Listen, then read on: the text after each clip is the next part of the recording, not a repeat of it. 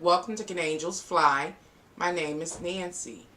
Here on my channel, we often consult astrology and tarot to see what's taking place in the world today. Today, I'm just here to catch up and to offer a little TMI about what I've been thinking about.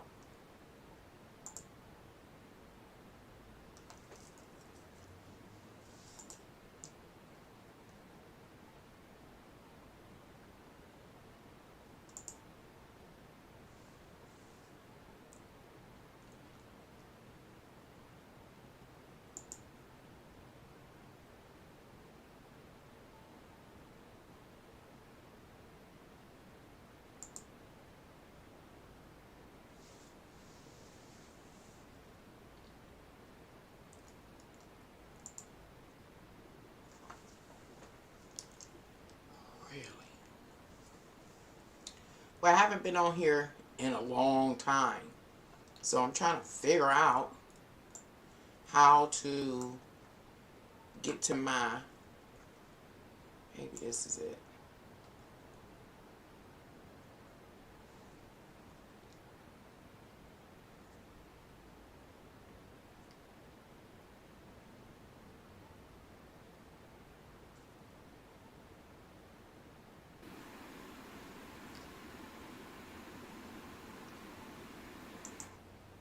I think this is it. Right now I'm doing a sound check. Um, I'm assuming that it's going to have the playback effect. And sorry for the static. I don't even know what that is. Okay. Oh, there it is. I can hear myself. Okay. I'm spooling. Oh no. Let's see. I'm glitching, I'm spooling, I'm grainy. So I'm sorry. How about that? I don't know what I can do different. I don't know what I can do different. Wonder if the chat is working. Guess I'll try that.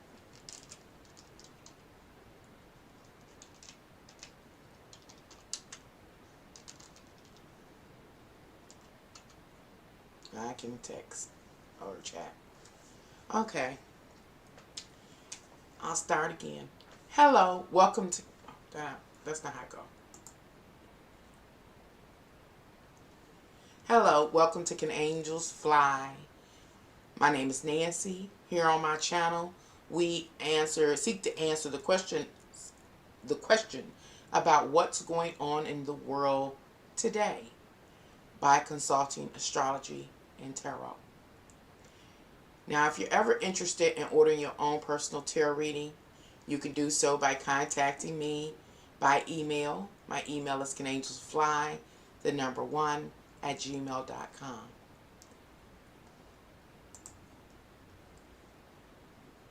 Now I'm back. Okay. Hello, how you doing? How are you, Yanni? You are clear vision and sound. Hi, Nancy. Success to me, success to you as well. Success to us all. I have, in my personal life, I keep up with astrology. I got some fake nails, y'all. That's what I'm over here doing. But I haven't been wanting to come on and report my findings because they seem redundant. I think the last video I uploaded or live stream I did talked about the existence of like a fascist system. In that video, I talked about speech being given by that leader or the head to remind the followers, of what they're committed to and why they're committed, and to have them reaffirm their dedication to their cause.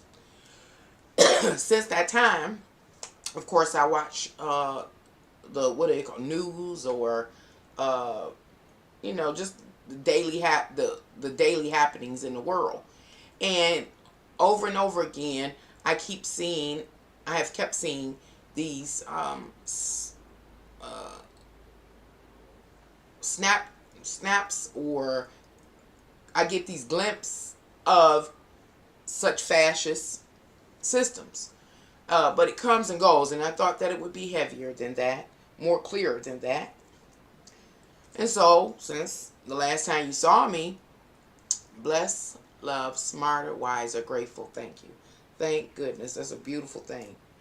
Um, since that time, I have been, again, consulting the stars. I'm sorry, I'm losing my line of thought, messing around with these females. Uh, what was I saying? I forgot. But oh, just I'm constantly consulting astrology, in order to see what the next message is going to be. And again, it's redundant. It keeps being basically about the same thing. And I tell myself, well, I can go on YouTube and talk to people about how the energies can manifest in their lives.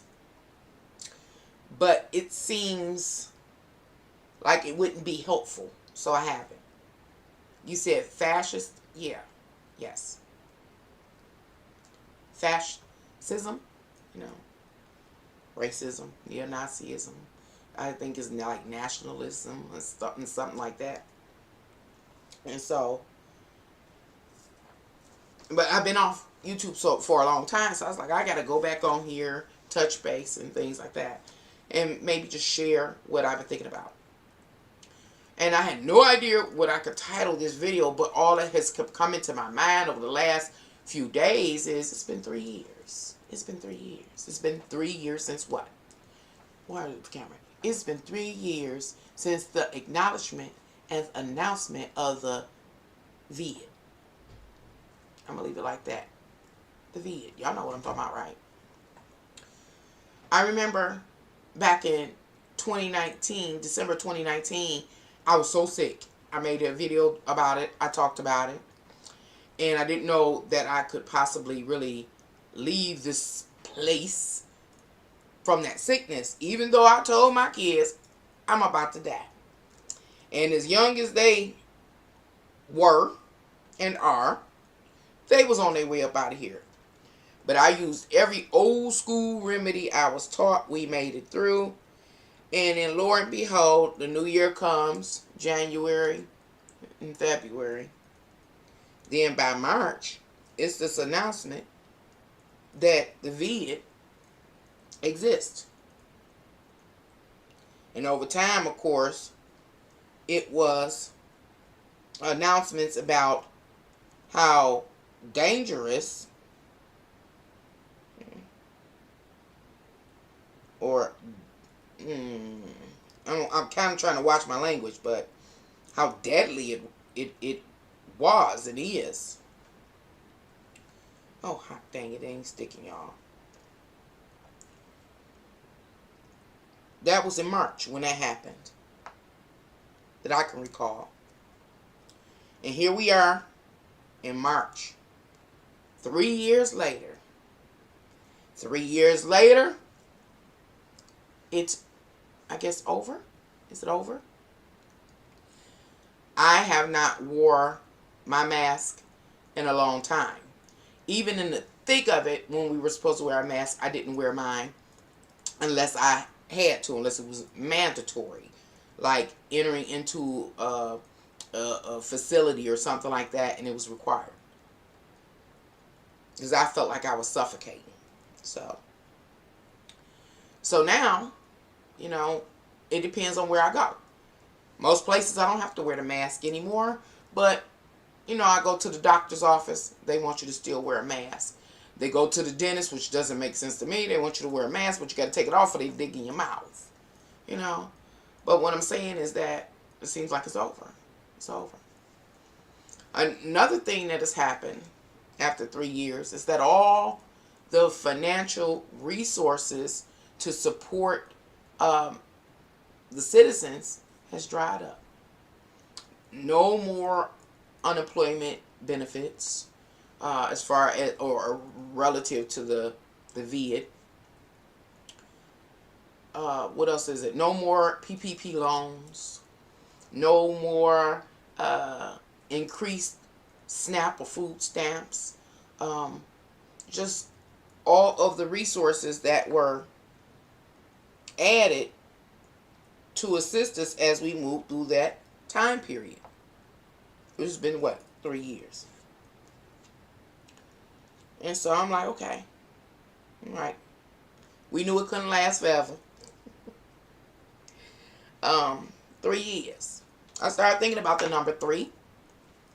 And I looked up the number 3 as far as angel numbers and stuff, and seeing what that information, the information was on the number 3 relative to numerology and angel numbers and stuff like that.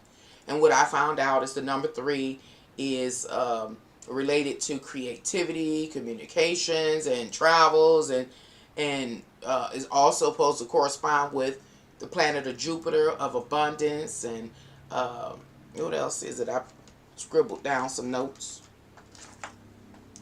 Abundance and what do they say on these sites? Joy and success. So that's a good thing. 3 years. And has it taken 3 years for us to get to the place where we can have joy and success and abundance? If so, that's a wonderful thing. You know?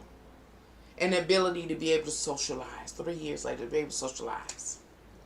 That's nice. But my mind wouldn't let it stop there, with that information. I sat and I pondered 3 years. And I thought about 3 in the premise of what I know about the number 3, or what I know relates to the number 3. And what I know relates to the number 3 is the 3rd house of Gemini in astrology. Now, Gemini is ruled by the planet Mercury. And so I pondered that tidbit of information, and this is what I came up with. That the 3 years it took for us to move through that experience of the VID, the VAX, the variants, all of that,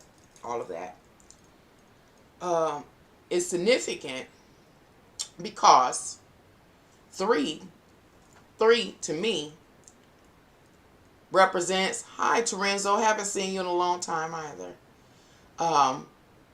being a product of your environment. To me, in astrology, the 3rd house represents being a product of your environment. So, we have all been under a particular environment. That environment was constraining. It restricted us. It limited us. It led many to the ends of their lives. It has led some of us to lose jobs or to be overworked. So many other things. And so when you take all of what I've given an example of, all that we've been through, who are we now? I ask this because the number 3 suggests this is a time period to actually be a product of your environment. I don't know if I make that make sense. I haven't been talking for some time. And after I pondered the number 3 and came up with that, I'm walking through my house and I was like, yup, I'm a product of my environment. I'll explain.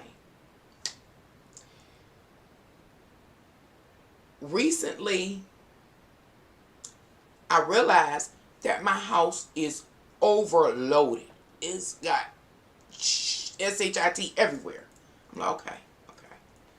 You got to clean up, Nancy. You got to tighten up. You ain't got no room to move. And I have a 4-bedroom house. It's a big house.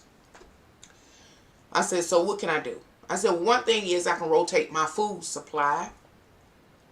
And so I went to Home Depot and I bought some bins. I think they're like 33 or 30-gallon bins. Totes. And I pulled everything out of my cabinet.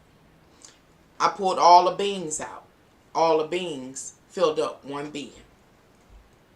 I pulled the rice out. The rice filled up like half one of those bins. And then the sugar and flour filled up the other half. Then I bought another little tote. I don't know the size of it. I'm going to say maybe 18 gallons or something. A little, it's kind of flat. And it was filled with spices that are unopened. And my cabinet is already 3-tier. And it got all these spices. I'm a connoisseur of spices. I love them. So I pulled all these things out of my cabinet. And I'm trying to thin everything out because it's just overwhelming. I can't get to the spice that I want. I can't find the canned good that I want. It's that kind of thing. So I'm going through and adjusting everything. And I looked after I packed up the extras. And I said, I'm a product of my environment. The environment that we just lived through over the last 3 years invoked fear. Some would say not fear, but it prompted us to be prepared. And so I feel like I'm overly prepared. I'm a product of my environment. Y'all don't have no order to this. I'm just talking, trying to get back in the groove of being on YouTube. I don't know how this is going to go. So I was like, wow. Then I was on YouTube one day, and I end up getting, I don't know what I was putting in to search, but I end up getting other preppers, people that prep. And I was just looking at the abundance of food, emergency supplies people have stored up. People got literally stores in their house, grocery stores of food in their house. Because what? They're afraid, or they're preppers, they're being cautious, getting ahead of the uncertainties in this world. Total uncertainties. And I was like, Lord, I have so many thoughts going on in my head, because I'm like, it's people, in the world that don't have any food, that's starving, that's hungry, and we got all this access. And then I'm like, okay, Lord, these are the thoughts that's going through my head. I'm like, yep. I'm a product of my environment. I have stored up everything a person could possibly store up in case of an emergency. Okay, Lord, what do I do now? Because I feel like I'm at a experiencing a cliffhanger, like the movie A Cliffhanger, where you don't see the end, the drop off, just hanging. I almost feel like I'm in the Twilight Zone sometimes. Like, it just seems like it's too quiet. It's too quiet. The vid is over, basically. The world is opening back up. The different courts are open. Places that wasn't open over the last 3 years. I was like, okay. Where this fingernail can go? Right there.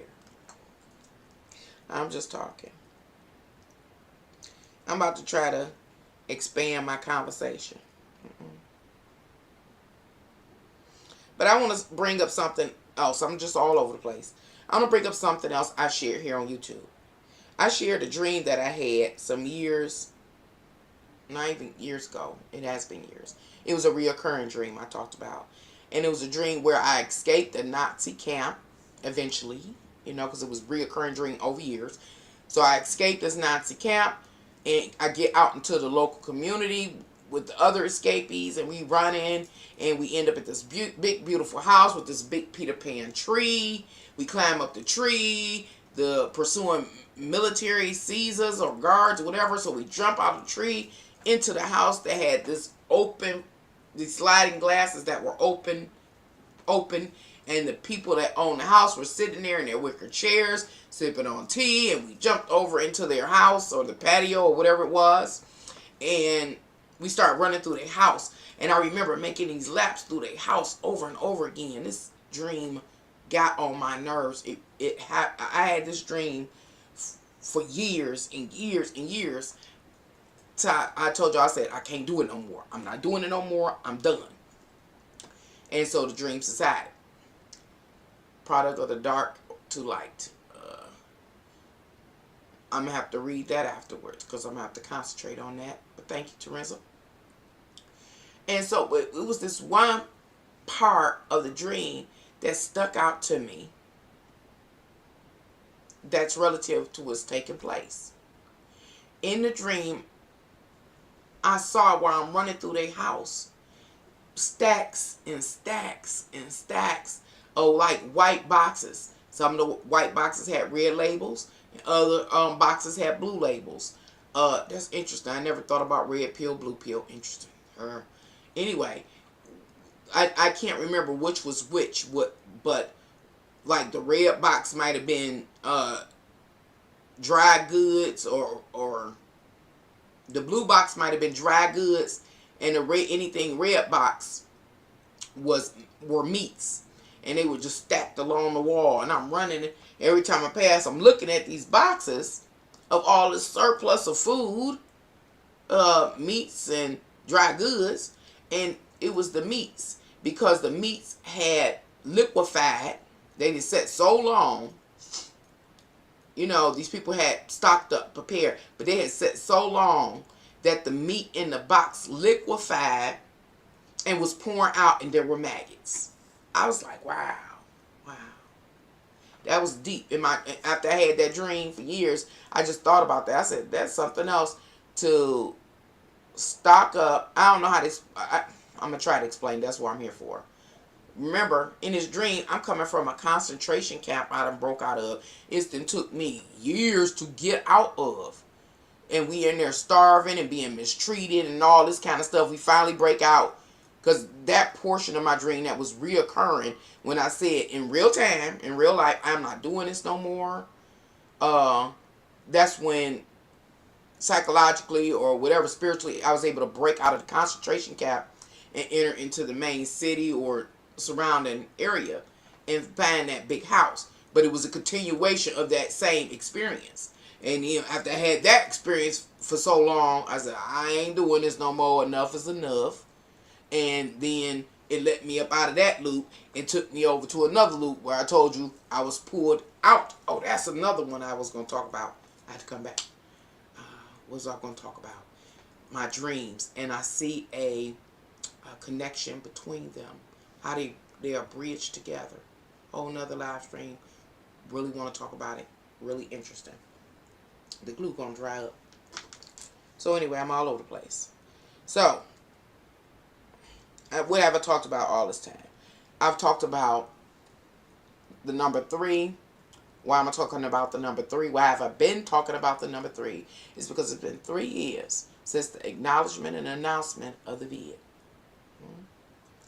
And so now we are a product of our environment. When you look around your environment, can you identify how you are now a product of that whole experience? I don't know if I asked that right. Oh no, that's goddamn wrong. Ooh-wee. That nail ain't gonna be right.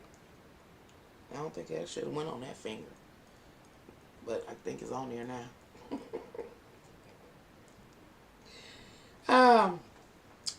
Something else that I noticed when I have been doing my, astrology studies and stuff, is that when I say we, I'm talking about we the people, the individual people, are in a time period that we're really in our feelings. We are very aware, again, being a product of your environment, about what you really want, what you need, like emotional needs. You're aware. You know you need, maybe after our experience, ongoing companionship. You need loyalty now, and you know it. How do some people know that? It's because they might have went through the almost those 3 years isolated by themselves when we were, what do you call it, put in the house, alienated, can't think of the term, you know, and people were alone. I heard, I didn't experience it because I got a big family, that people were utterly alone. I can't think of the term, ain't that something? You know, so now they are aware, and it's in a very emotional awareness. I'm talking about very deep. It's coming from a psychological place, and when we were under lockdown, yeah. And those people that had those type of experiences, that unique experience of being truly alone, utterly alone, totally disconnected. Let me give you an example of such persons I think existed. It could be like disabled people or seniors. And have you ever met or encountered like a senior that goes out and they might ride public transportation or go sit at a McDonald's all day just to be able to have, to socialize, to have companionship, to have somebody to talk to still feel alive. And then the lockdown happened. And they suffered their worst nightmare. And so do you understand how deeply they were affected from that experience? And so that's what I'm talking about. We are currently at a place where we know what we need, and emotionally we know. Also, we are in tune with our philosophies. Let me explain. We're really in tune with our philosophies. Like when it came to deciding if one was going to take the various vax, the boosters and things like that. The world was polarized. Some did, some didn't. Those are, even though it was medical, it was this whole political thing. And so we're talking about viewpoints, beliefs, and philosophies. We are aware because we had to stand on that. We had to stand on it. Either you took it and you realized, hey, I got to do what I got to do to make it. I think I got a nail on every finger. And you took it so you could keep your job or whatever. And you might have gone through feeling like you maybe, and I'm not down on nobody, you might feel like you were a sellout. Like, damn, I had to sell myself out to make enough money to feed me and my family or to house me and my family. And so it becomes, and then there were others that, no, they wasn't going to do it. No, they didn't do it, and they lost jobs. Some people lost really good jobs, really paying good jobs, careers, all kinds of things. So, again, we know exactly where we are as far as our philosophies or views about this world. We are, but it's all connected to us emotionally. And so at this time period, which is March 2023, 3 years later, we are wearing our emotions on our sleeves. We know what we need. We know if we need companionship. We know if we are kind of like living in fear. When I look around, and I didn't realize I was living in fear. I didn't realize it. But when I looked and saw all the food I had, I didn't know it because it was pushed up in cabinets. It was stacked up. It was compressed. When I pulled it out, I said, this is ridiculous. And I've heard millions of people in the world that don't have nothing to eat. And I got food that's sitting up here, even if I rotate it over an extended amount of time, will be well past its best by date when it can feed somebody. But I'm a product of my environment, I don't know if I'm making this make sense. So these are the things I've been thinking of because of my life, because I'm constantly studying astrology. And so these are all my thoughts that are developing. I'm trying to go somewhere with this. I'm just talking. Just a few. Y'all got to see these notes so y'all can see how bad they are. I just scribble. Just scribble. So, the world's back open. So, what now? What happens now? What is occurring since that whole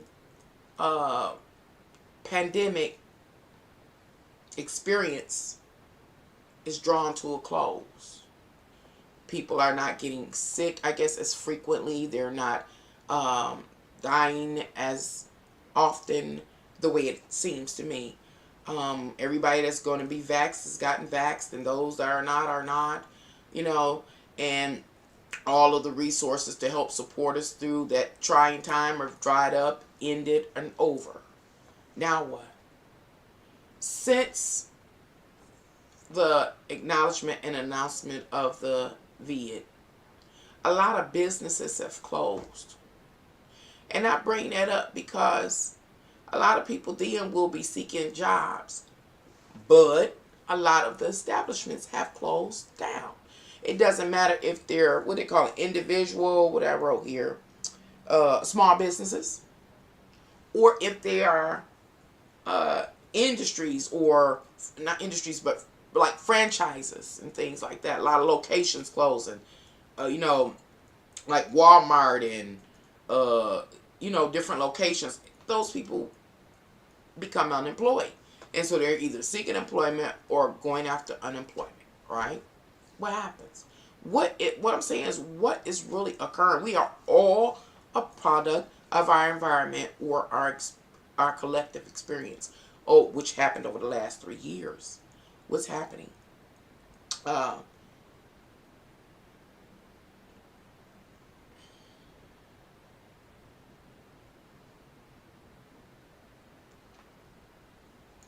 At this time period, how am I trying to say? At this time period, with so many businesses closing or closing down, or whatever the case, reorganizing, whatever, and that's just an increase in unemployment occurring.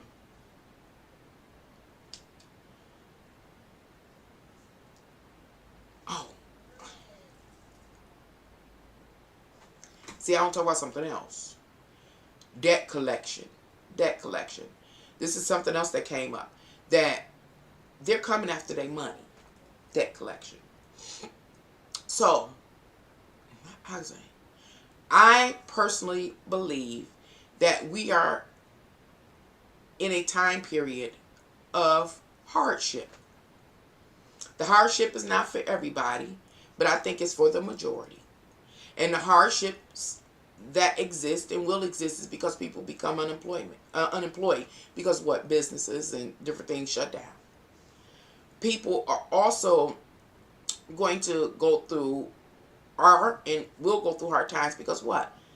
Inflation has happened. The price of food is out off the chain. The price of for shelter off the chain,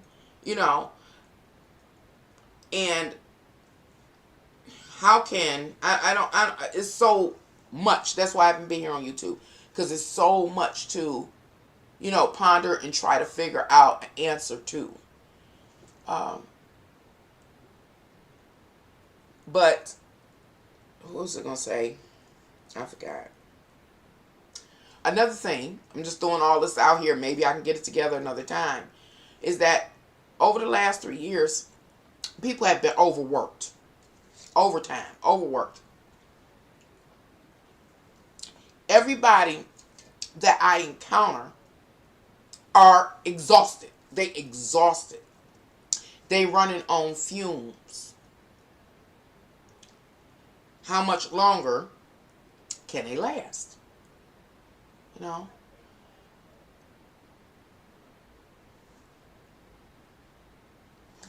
And when I say these people that I've met and encountered are exhausted, I'm talking about to an extreme. To when I encounter them, they got tears in their eyes, people. But their livelihood depends on them keep going. So that suggests people are going to start breaking. They gonna break, and it's because they don't have the systems, the institutions don't have enough employees to, you know, number one, give them a break, or to be able to, you know, thin out their schedule so they can have time to recuperate. And so what I'm talking about is being a product of your environment. Let me try to make this make sense. I'm talking about people now that work through the whole event, the whole experience we had over the last 3 years. They were essential workers. And rather than catching a break, they were made to work more under very, you know, uh, dramatic, traumatic circumstances. Oh, and long hours. And this has been 3 years, and they're still going because there's nobody there to, you know, take their place or to fill in the gap, to give them time for a break. How much longer can they go? Remember, they too are a product of their environment. Their part of their environment includes them being on duty for 3 years straight. They're a product of their environment. And when you're a product of your environment, that means it's going to result in something. It's a cause and effect is what I'm trying to point out. No, I'm not doing a good job. So we are in this time, you know, 3 years later, that the effect to their cause is going to manifest.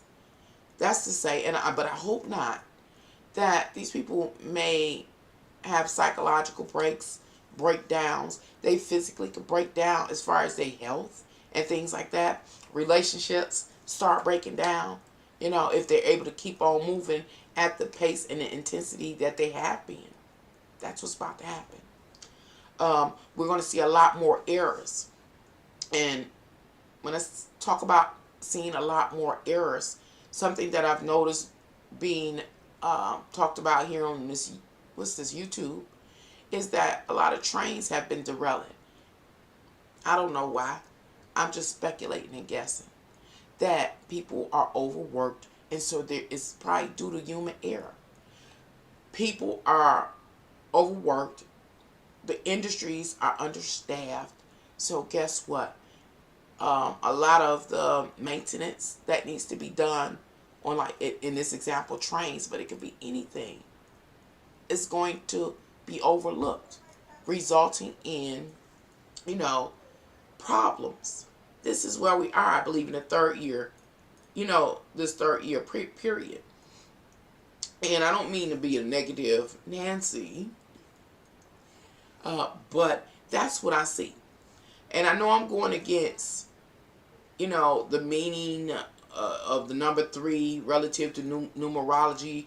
I'm going against the meaning, the angel meaning of the number 3, because it's so good, it's so positive, it's friendly, it's light, it's communicative, it's social, it's you know, curious. That's what is said about, you know, that number and that energy. But based on my understanding of the number 3 is being a product of your environment, I see that we're in some challenging times, and it's just beginning. Because remember, the world just opened back up. The whole pandemic thing is over, and all the resources dried up, and people aren't getting sick as often or as frequently, and they're not dying as frequently as well, I do believe. Anyway, I bring all of that up because, again, as I mentioned, we are currently wearing our emotions on our sleeves. Our emotions, when I say our emotions, remember I'm talking about our emotional needs as well as our emotions relative to our philosophies, you know. And I try to give an example of that.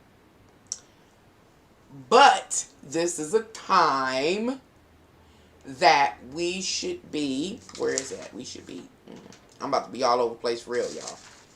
We should be, what did it say? We should be, I wrote it down to make sure I know what we should be. I know it's supposed to be practical, logical, rational, and practical. Logical, rational, and practical. That's what it was. I can't find it in my notes. While we, the general people, the general populace, are being emotionally driven, there are those that are being, what do I say, practical, rational, and logical in their moves at this time. At this point, I refer back to the last video I did talking about a fascist system or organization or something, and the members getting together. Here in March, again, the message has been redundant. That's why I haven't been here on YouTube. Message redundant. It's still talking about this group of people. Let me stop. I'm a stretch. Society overall, the whole construct, the way our world is diversified, the whole construct, the whole system, how we are, you know, socially stratified, you know. Some people are Christians, Catholics, Buddhists, Some people are black, white, yellow, is various sexual orientations. All these forms of diversity in our world. All these forms of diversity. That's what I mean by social stratification. And there's various social sectors, like religion and stuff. Y'all, I know I'm all over the place. I'm just kind of spewing, getting used to reading. Nancy, you're making sense. Take time. Thank you. So, I want to talk about a specific sector out of society. I don't know the name of it, the specific sector, but I think one of the characteristics is that it's a fascist system. They have fascist ideologies. I think it worked. Fascist ideologies, mindsets, beliefs, worldviews. That sector. Okay. So, in the month of March, this is my astrology I did for March. Never came on to do it. But it talks about members only. Members of this secret society.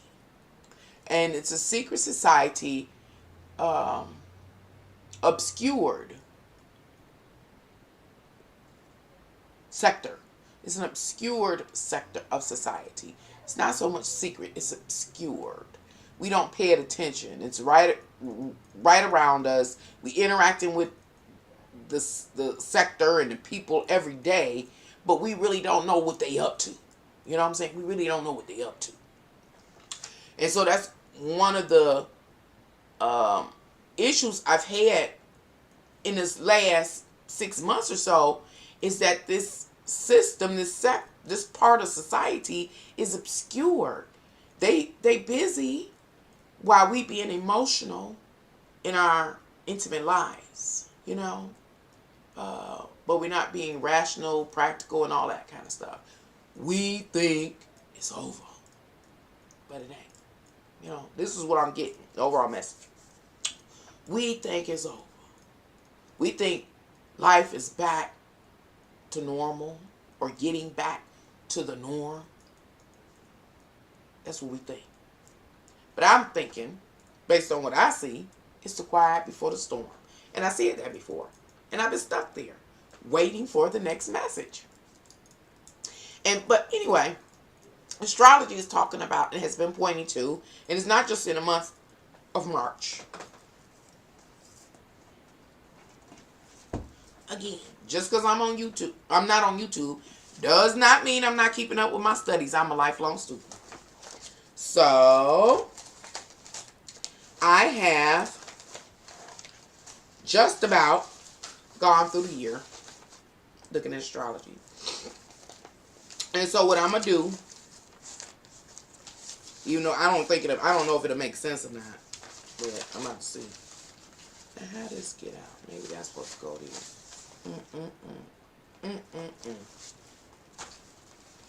January. February. I got March right there.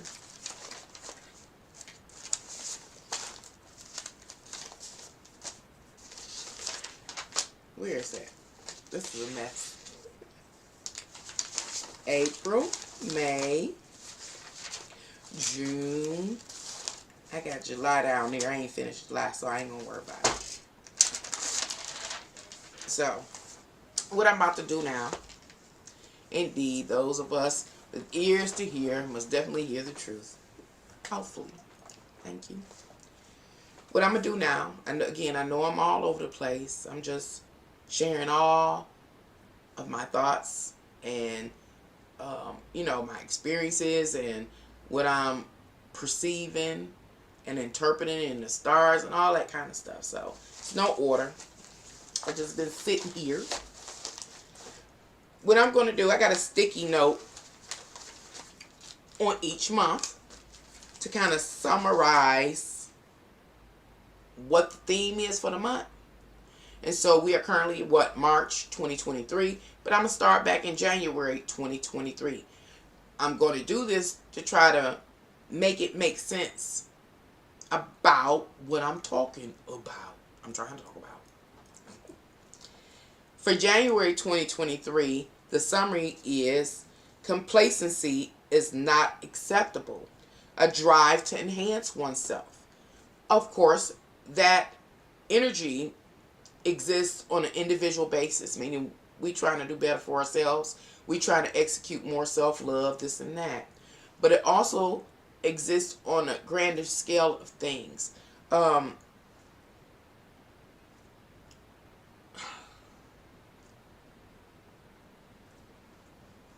Especially when it comes, no, I can't say.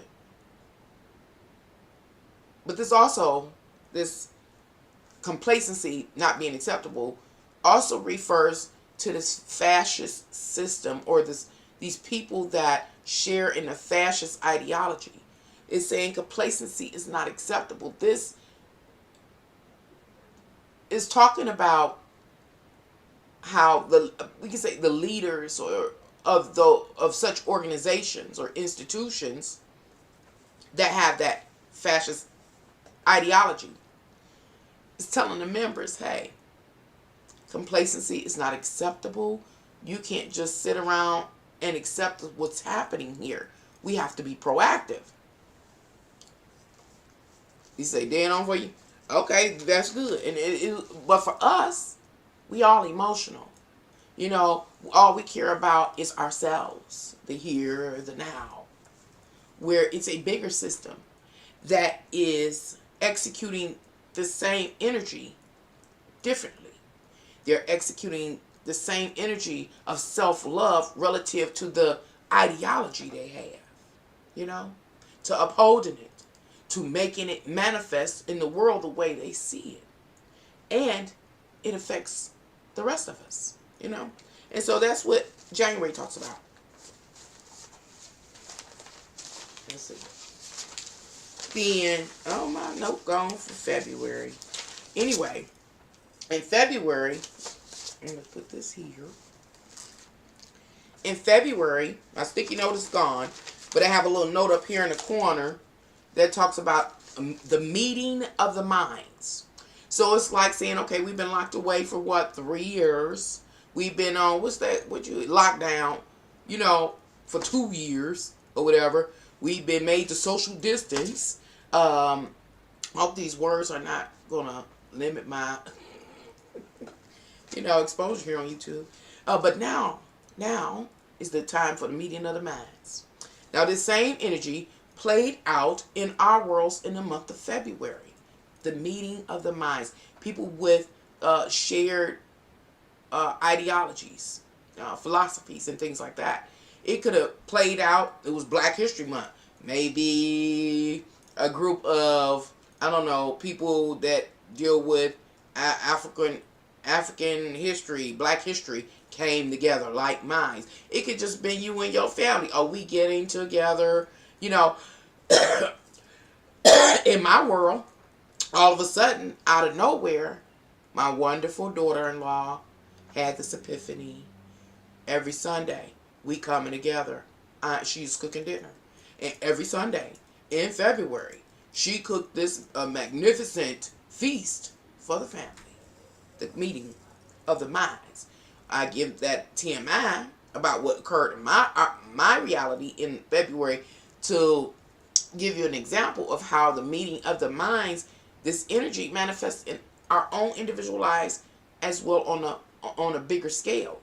And when we talk about the bigger scale, we're talking about this system or this grouping of people with a like mind. The mind of fascism it was also a meeting time for them. A meeting time for them. Again, this is why I haven't been on YouTube. I think the last video I made here, or live I did, I'm trying to see, I think, oh, I don't know if I can, was in September of 2022. And it was like, let's see. Yep. The last. Come on, thing. I wonder why it's not moving. My stuff just do what it want to do because it want to do it. It ain't doing it. I can't see exactly. But the live is titled September 2022 Astrology Message. And it says, you all thought I was gone. And it was about what? The obscure social sector of members that share the fascist ideology. Okay. And so, I take so long, I forgot. Anyway, it's a meeting of the minds. Then, hi Jordan, how are you? Like, long time no see. Haven't seen you. Yes, sir. Oh, I was saying, I'm happy you said long time no see, because that's why once again I haven't been here on YouTube, because all of the messages I've gotten since still is talking about this group, while we're all, living our own individual lives, not worried about nothing, happy that the world is opening up and that crazy event experience we had is just dwindling away. There is a sector of society that came out the bullpen ready, so they came together, the meeting of the minds. Fascism is, I know they say it's a movement. It can be it's a movement, but it's a mindset. It's a ideology. It's a beliefs and viewpoints and things like that. And so I bring that up and point that out because we are talking about not per se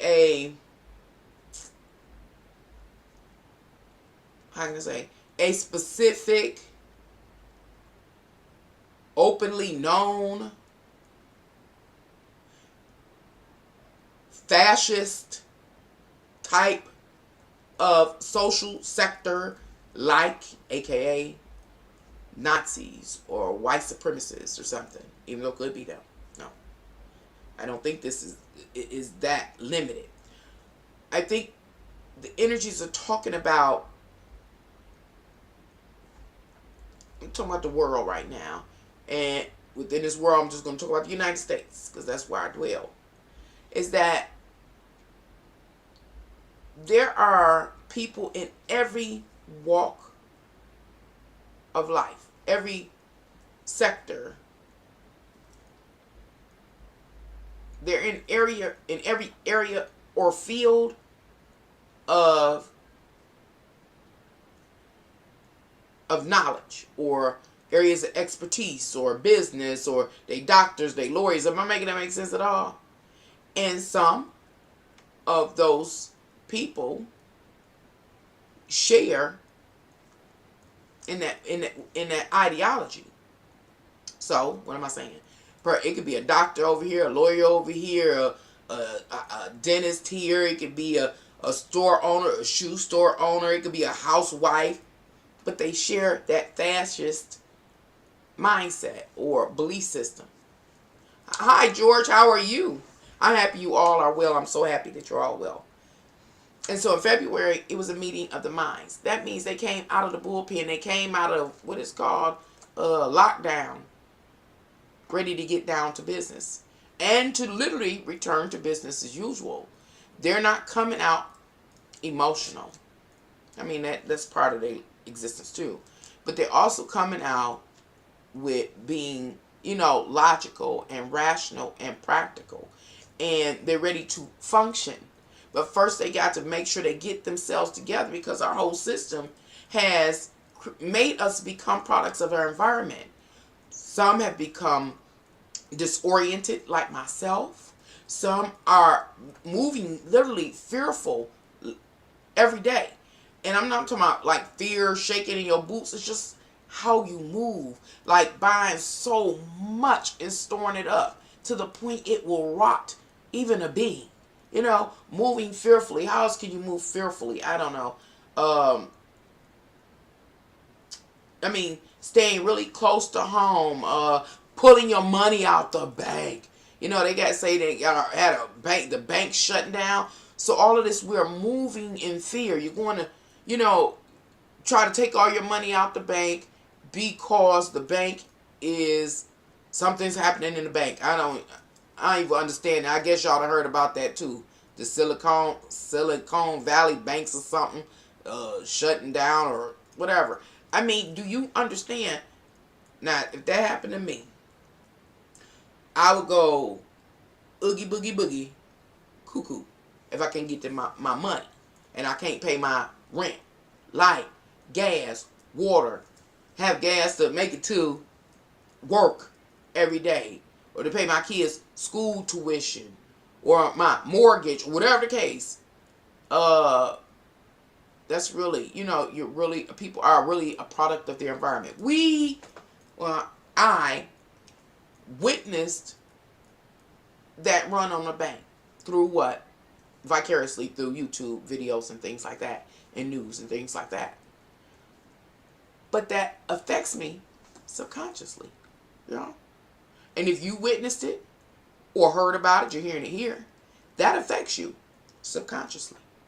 You are a product of your environment in this third year, the third year.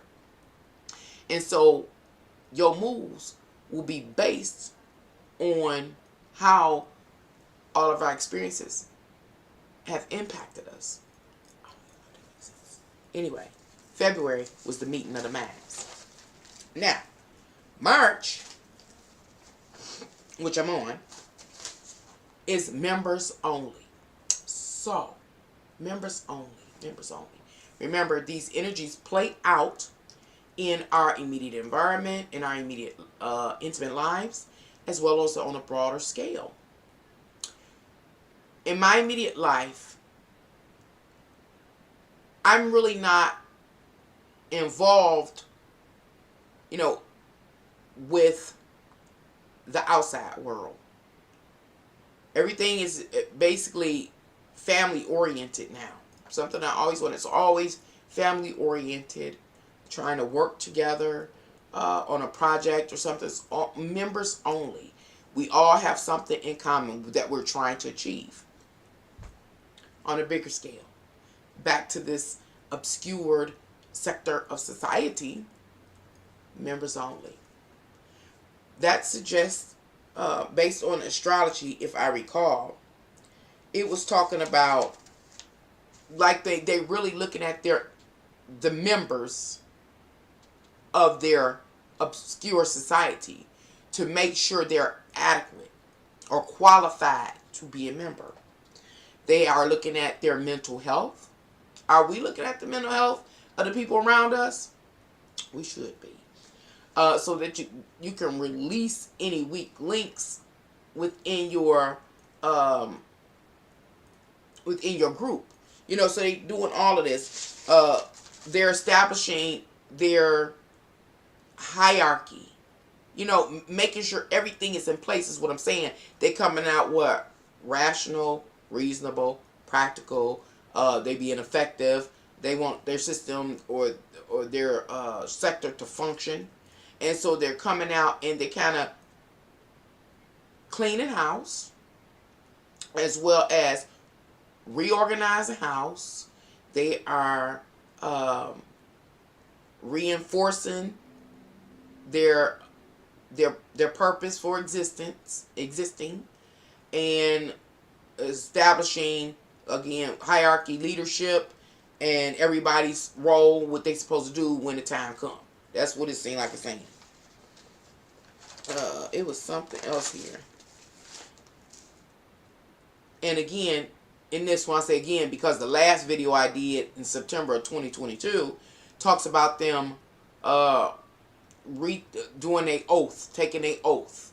What do you call it? When you redo your oath, doing your, they say taking your vows again, they reinstating their oath, and their loyalty and their commitment to their family or the other members, or or the other what do you call it?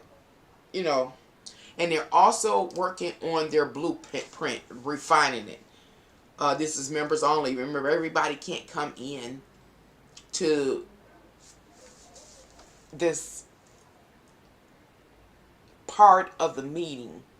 Thank you, Jordan.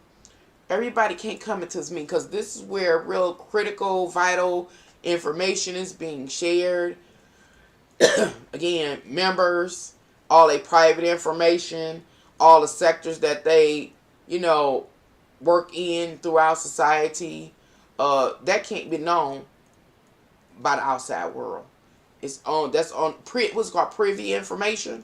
It's privy information, privy information. And so they're actually going over their blueprints about, well, I don't know what they're going to do, take over the world. I don't know, Pinky and the Brain, take over the world. They going over their blueprints about how they have been planning to move forward on their agenda. I mean, these are all the things they're doing while we're simply, exhaling. We, the general people, we're exhaling. We're thinking things are over. We are wearing our emotions on the sleeves. We are demanding that, either you in it with me or you're not. But on a superficial level is what I'm saying. When it's a larger sector, is a on a larger scale, there is a obscure social sector that is actually using this quiet period to fortify themselves, to make sure that they have everything in line, because they too were thrown off by the whole pandemic stuff. They was thrown off, made to stay at home, shut down, quarantine was the word I couldn't think of. All that, they were overworked and stuff. So now they got to get back and make sure everything is in order so they can go ahead and move forward on their plans. What else is that? So that's March, and I'm coming back to March. Okay, I'm gonna talk about April, and then I want to jump somewhere else to talk about some other stuff, y'all. So April is talking about the upholding of transferred values. The upholding of transferred values. Remember, this energy manifests in our intimate lives. It also manifests on a grander scale. So what does it mean to uphold values? I'm just going to offer you an example, not to say this is exactly how it's playing out in the world will play out in the world, but back to the obscure social sectors that have this shared ideology of fascism. And so, what are some of the values of those that have a philo- uh, the idea, the mindset of fascism? Well, if I understand fascism and I can associate it with the sunflower seeds, Nazi party, white supremacists, whatever, nationalist group, extreme, is that one of their ideologies is it's about their family. It's about their kind. I say their kind. And so April is about upholding the transferred value. That whole ideology of nationalism or racism or supremacy is inherited from previous generations. And so in April, it's just talking about acknowledging that this is a handed down value, a value system, the value systems learned from your ancestors, and upholding it. And having pride in it. Pride in your values. And it talks about, when I say it, astrology, maybe I'll come back on YouTube another time, but it talks about, acknowledging where you got the values from. How the values have assisted the individual, or again, it's not the individual, it's the whole, because they're alike. The likeness. How has it sustained this chunk, or set this chunk of society over the rest? How has it made life better for you? So that's what's going on in April. And of course, it manifests in our individual lives. But it also talks about honoring transferred values, is what I had. I was trying to see, was there anything else? Oh, another key phrase here is being on code. Being on code. So in 11:11 on the clock, love and light, my spiritual sister and friends, saying to you. It's being on code. So in April, it's about upholding transferred values, or honoring transferred values or inherited values. It is about celebrating them, being proud, and staying on code. It's a reminder to the followers of the fascist ideology, stay on code. You don't let this changing, insane, crazy world change you. You don't let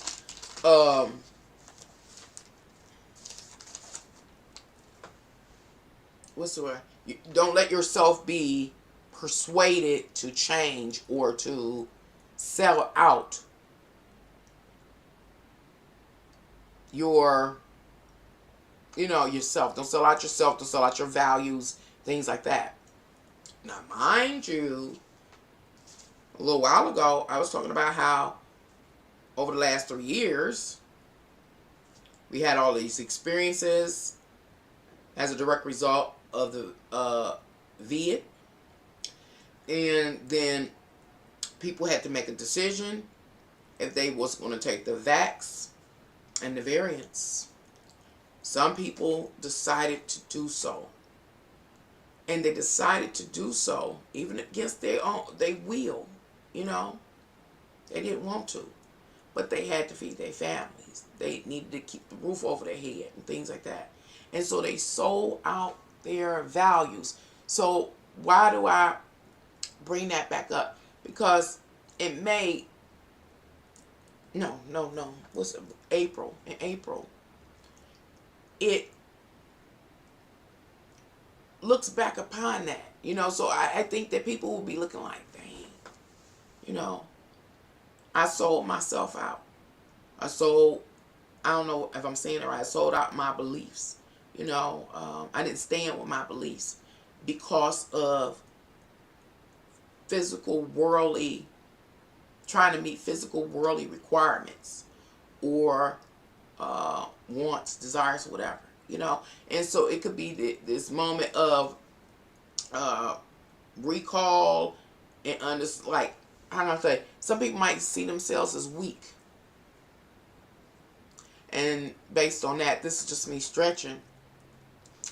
Some people could become nasty because they, to themselves, in a subconscious, in the dark of their essence, know that they sold themselves out, and they know they didn't want to do it, but they could not rationalize standing against something that they didn't want. I'm just kind of stretching there.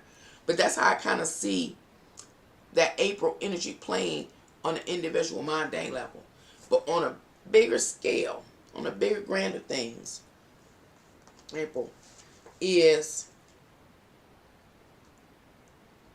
having a period of again celebrating your values and your upholding your viewpoints and perspective, unique perspectives in the world. And is again associated with what the obscured sector of society that share in the ideology of fascism. There was something else I want to say, but my throat's starting to go. So, y'all, I think I had that C stuff again about 4 weeks ago. So I'm still recovering. Wasn't as bad as the first time. Happy birthday. Happy early birthday. In May, it talks about being a star player. Now, being a star player, being a star in your own right. I'm not going to go into a lot of detail, but what I will refer you to relative to May's astrological energy is the comedian Cat Williams. If you Google Cat Williams, star player, they got the little short videos you can watch, little sections of his comedy show. We talk about being a star player or a star player. Watch that. Maybe I can come back in May and talk about it. But it talks about being a star player and being basically a force to contend with. Even when there's naysayers around you, people that play hating against you, ain't wishing you well, all trying to set you up, nobody's cheering for you. He talking about being a star player, and you be your own cheerleader. Never giving up on yourself, being self-motivated, ambitious and stuff. And again, this energy in May manifests in our individual lives. Can you be a star player in your life, in your family's life, etc., etc.? Maybe we'll go through it again later time. But it also is on a grander scale. All of those members associated with that obscure sector of society that sharing the ideology of fascism. And I keep going back and talking about the hidden social sector because that's the last message I got. I mean, y'all, I study, and I ain't got nothing else. I really haven't gotten anything else, period. So it's still, my mind's still set there with this obscure social sector. We think everything's quiet, but there's some folks out here actively working together. They got a blueprint and a plan, and they're making sure everything is lined up. Being a star player. Each member that is affiliated with this obscure social sector are expected to be a star player. You know, I'm gonna end it like that. Be a star player. Play your part. Um, to the best of your ability. Totally and fully. And if you follow me, if you can recall my previous works, it's been a few years. This astrology keeps coming back up, talking about this obscure social sector. So it's something going on behind the scenes. Now, I don't think that the obscure social sector that astrology is pointing to is really pointing to one of our, like, typical man-made social sectors, such as neo-Nazis and skinny or whatever. I don't think it's pointing to that. I think that's more intermediate, more like it's on a simple level. It's not complex. I think it's talking on a larger level with more influential people in the world. Now I'm going to mention this person, and it's your nephew's birthday. Happy birthday to nephew. I'm going to mention this person. This person don't have anything that I can't say that.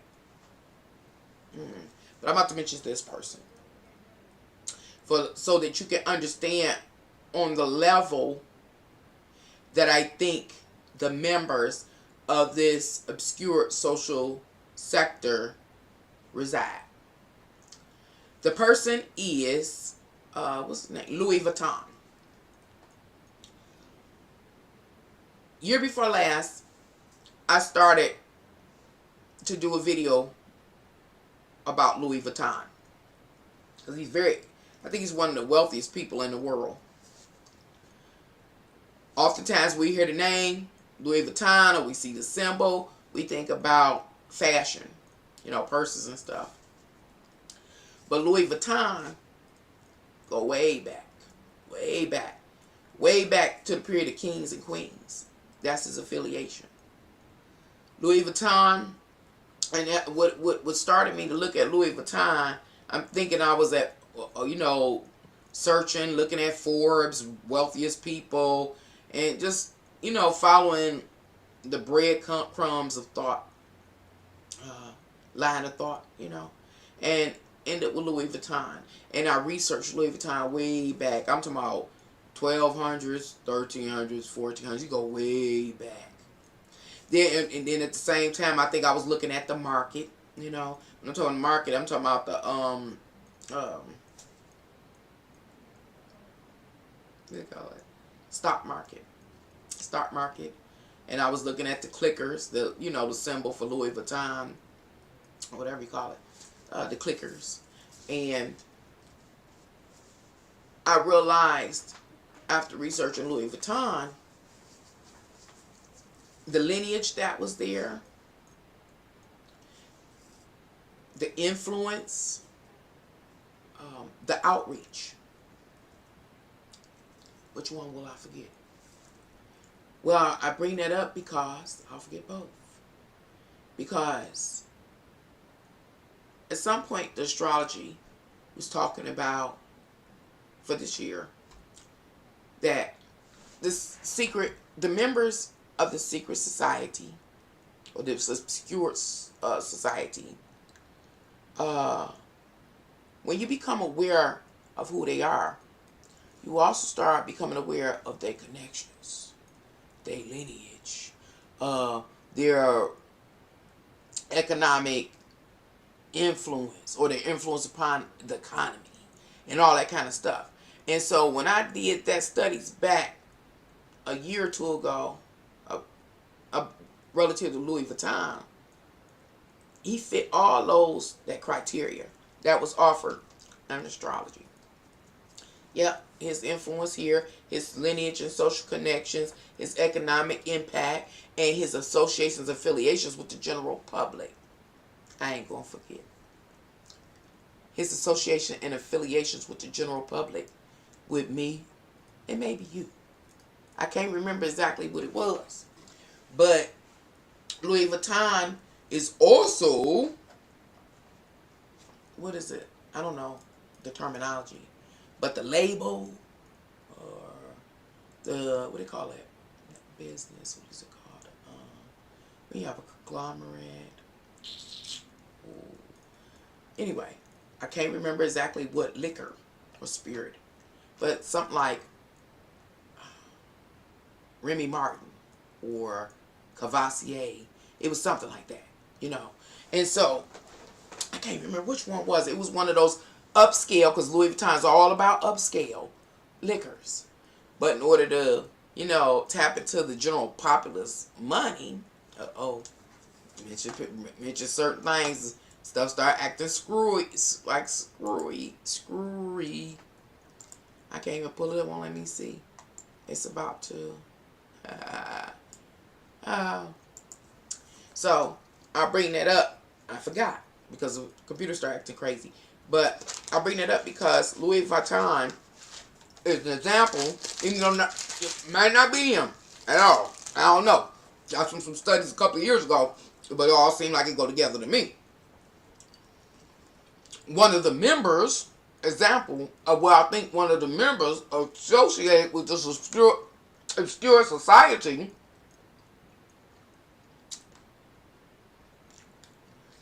that have a sharing the ideology of fascism.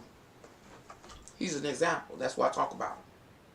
Remember, he fitted all the criteria that have been listed over the last year or two.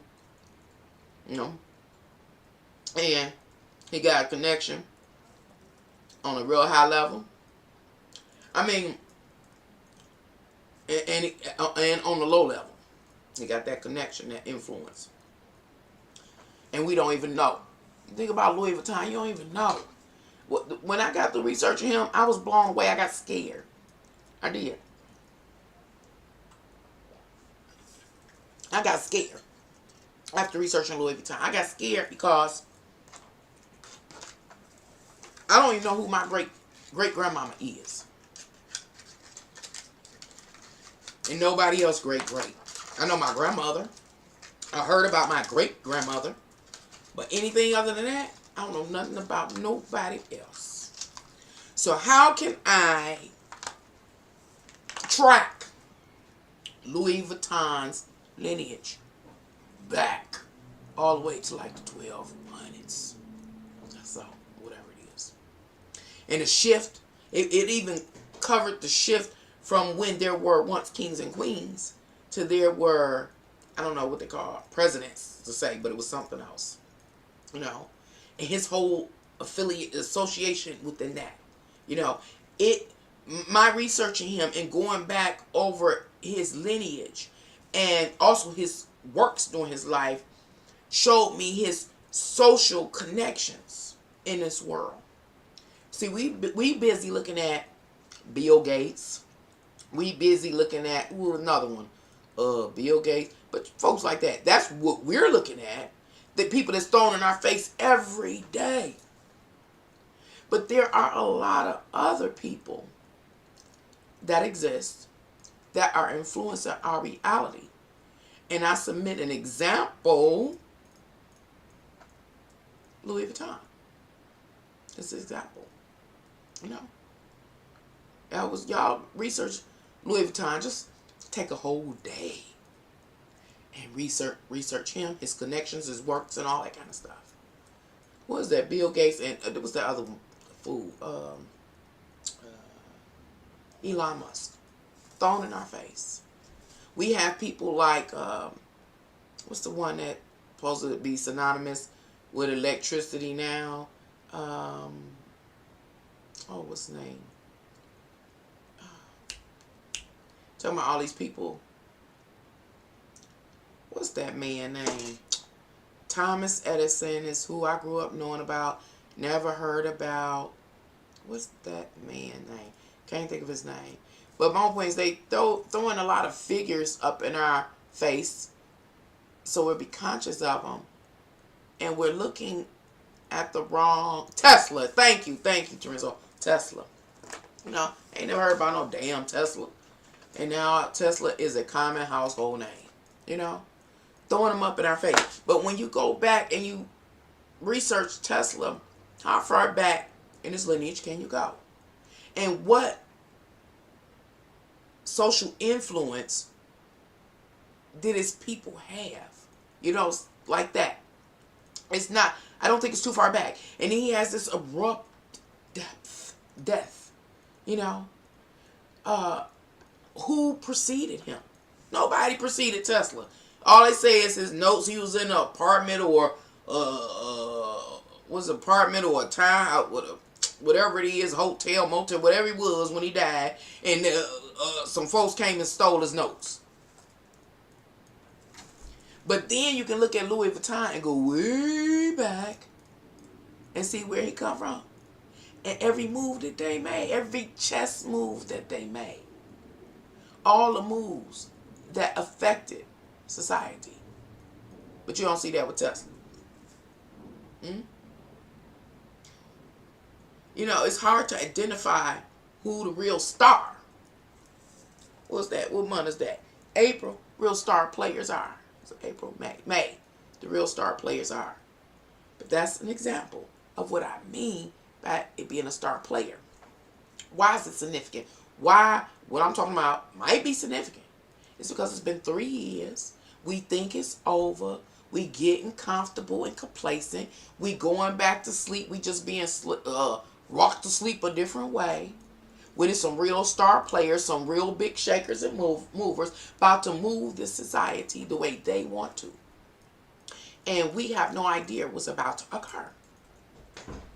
But maybe if we knew who the star players were, we could really figure out what's going on. There's an African guy named Maxwell. He figured out Tesla's technology 369. Haven't heard from him since. Oh, the 369? Right. All of that stuff just started popping up. I've been a lifelong student. Never heard of it. Not a tidbit of it. But okay. Whatever story they tell. Okay. I'm about to partake in my vices, y'all. I have not changed. I'm the same Nancy. I'm still not done. So now, this is the last month. Oh, yeah, because I said I want to do July. June. And June was a black inventor. But the lineage, this is the thing. You mention these people. People of color. What is their lineage and the generational impact they've had on society? See, we're talking about, that's great that the individuals are doing things, but their contributions are being amputated at the root. That's what you got to understand. Their contributions, as many others, contribution to this world and the advancement of this world is being amputated. That's our word, amputated at the root. These star players I'm talking about, their whole root is deeply embedded in our reality. And not only our reality, spiritually, their roots are embedded. I gave you an example again of what's his name? Louis Vuitton. The roots go deep. I mean, you could cut everywhere up and down Louis Vuitton, and it's not going to be a mortal hit to his contribution, his line, his lineage. Too deep. Too expansive. And he's just one example. So in the month of June, it talks about essentialism, and it says requirements of compatibility. That's another thing, compatibility. Where was this? Okay. That's June, but I want to jump to March.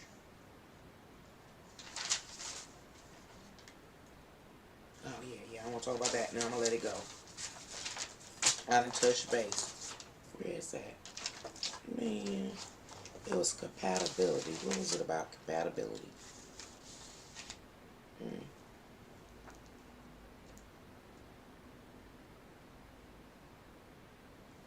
It was something about some compatibility.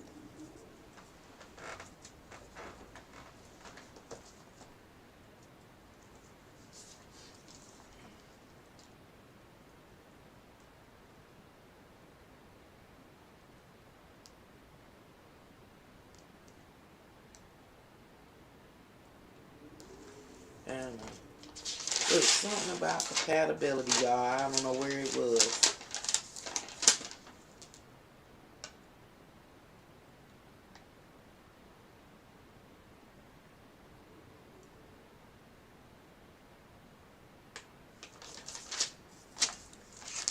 Well, it was something about compatibility. I don't know where it was, but it was talking about the energy of compatibility in our own intimate lives, as well as on a grander scale. And when you talk about compatibility, you know what it's about. At least we think we know what it's about in our intimate worlds. Being able to get along and vibe well with somebody and live a happily ever after. That's what we think. We don't look at compatibility relative to business and being effective. You know, a functioning, not a dysfunctional association, but a functional association that produces what is needed to assist you in living, surviving, striving, expanding, and investing in the future. This is the kind of compatibility the astrology is talking about. So on a grander scale of things, especially associated with that obscure social sector, it's talking about the compatibility of the members. They work interdependent, meaning a dentist work with a lawyer work with a doctor, interdependent or something like that. And it's they're making sure that the right parts come together so that they can be effective in, what's that, June. Okay, now I'm going somewhere else, and then I'm gonna get up off here. I've enjoyed my time with you. Excuse me. I want to talk about like where are we, or where is society, where is humanity going now that we're in this new paradigm. In this new paradigm, we're forgetting, I think that we, society, people in general, are forgetting that we're in a new paradigm and there are new rules or new parameters have been set about our, relative to our involvement here. The powers, the members of the obscure society are waiting and working diligently to rid this reality of people that are that psychology has been formed from the old paradigm structure. Get rid of the old people. You know, I'm an old person too. But you know, people that believe in paper money, you know, metal coins and things like that. People that have that awareness. People that know to stock up and keep some reserves. And people that know how to protest and to strike and to revolt if necessary. They need to get rid of that. Because it is contrary, is outside the parameters of function for this new paradigm.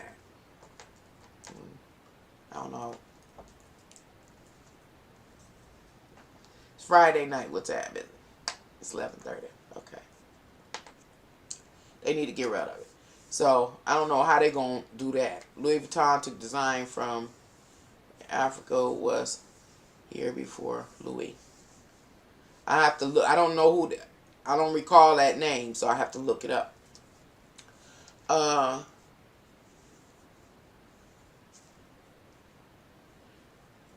In previous videos I've done, I've tried to talk about this new paradigm. I've tried to talk about the revised version of this world system. I've tried. I've done. The problem is that it's so much and it's so intertwined all the elements of it, too. It makes it seem very complicated. Plus, I'm long-winded. So what am I saying? It's a whole lot of information to hear and to retain and to process. So that leads many of us to forget.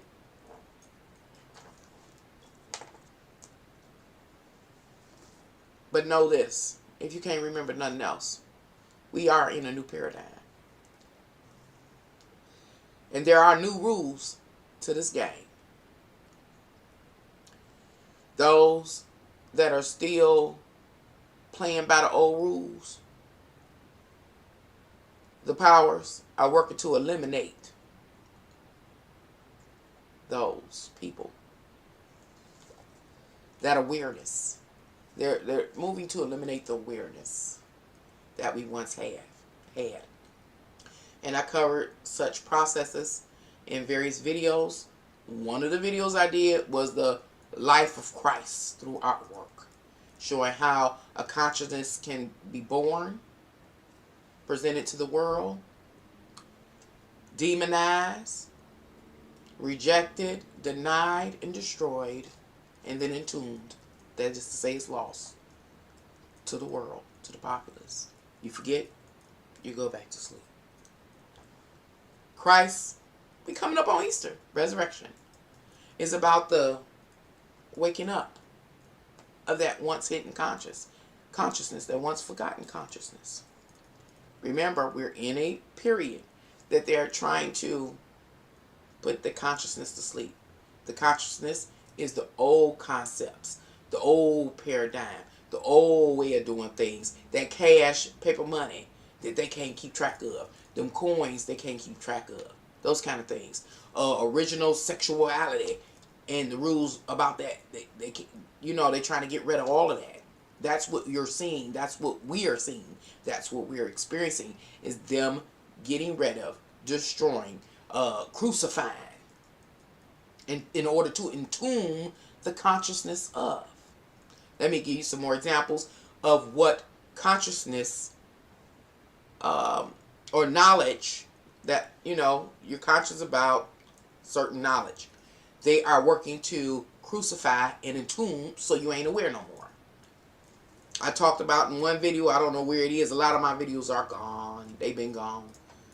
I talked about commodities. And I talked about how they now are selling the commodities of buying stocks into, I don't know, Disney, PayPal, I don't know, all those different things. They want to have you believe those are commodities that can be helpful to you. The old system, the old people, know it's not going to help you. It's not going to save your life. It ain't going to sustain your life. It ain't going to do nothing. It might help a few people on an individual basis, a few individuals out of 8 billion people in the world, but it ain't going to help the masses. It ain't going to allow you to take care of your, what they call predecessors or succeeders or whatever. Not going to let that, not, those kind of commodities are not. The commodities, the only commodities that matter are the raw commodities. The orange juice, the pork bellies, and different things like that. The various elements of the world, whether it's gold or whatever, cadmium, whatever. Why? Because it can sustain your life. It can heal you. It allows advancements in science and technology. That's the only commodities that matter. But they want people in the world to not be aware of that. That's what this new paradigm is about. They want the people of the world to want cryptocurrency. They don't want you to have paper money because they don't want you to have freedom.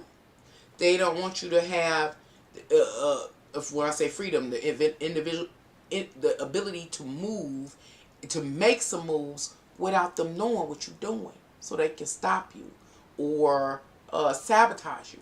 That's what it's about. That's what this new realm is about. We just enter into this new paradigm. And so at this beginning or the onset of this new paradigm, they washing that away. They are crucifying all of these things. so they can entomb them, hide that consciousness away from the people. The younger generation, I did a video about it. I think it was the generation was Pluto and Scorpio or something. And I'm talking about these youngsters that are, glamorizing murder, death, suicide, obsession, drugs, alcohol, sipping on a lean, puffing this, passing that, and all that. Glorifying it. Why? Because it's messing up their minds and their consciousness, and it is limiting their ability to be aware on what needs to be focused on. It takes a whole lot of focus and energy and intent to do what needs to be done in this world. An example of what needs to be done in this world is maybe you got to go to court. I always talk about court. And you got to understand the language. Y'all say I got nails on now, so just language. You got to know how to write a sentence. They took that out of schools. What? They have even started with the elementary kids. With elementary preschool. Writing your letters, tracing them. They'd even started with them. The crucifixion of, writing, cursive, all that, forming a sentence. The crucifixion of that knowledge. So they can do what? Entomb it and hide it away from the generations that follow. All for the purpose of controlling the people. We're asleep. There's a sector, a obscure sector of society that's working steadfast. I'm all over the place, still going somewhere. They're working steadfast to make sure that every second that we creep into the future, that more of what makes us human and allows us to be free is crucified. And we're not seeing it. We're not taking it serious. We're not taking it serious. We don't know it's real. And I'm talking about, we do not know it's real. That the people here just for that. And that's why I be telling y'all, I think it's some aliens and some off-world stuff. It's a few things I done bumped into that make me think that. I really do. I think they're wolves in sheep's clothing. I do. And we're so superficial. We're simple. I did a video about that. That's gone too. I've been sitting up here trying to go through my videos. I done wrote 4-5 pages of videos that exist, trying to figure out the ones that's gone. So many gone. So many gone. Anywho, I bring up that crucifixion and entombment of consciousness to be hid away from the masses for a reason. Because something else that I'm noticing is this passage from the physical world into the virtual world.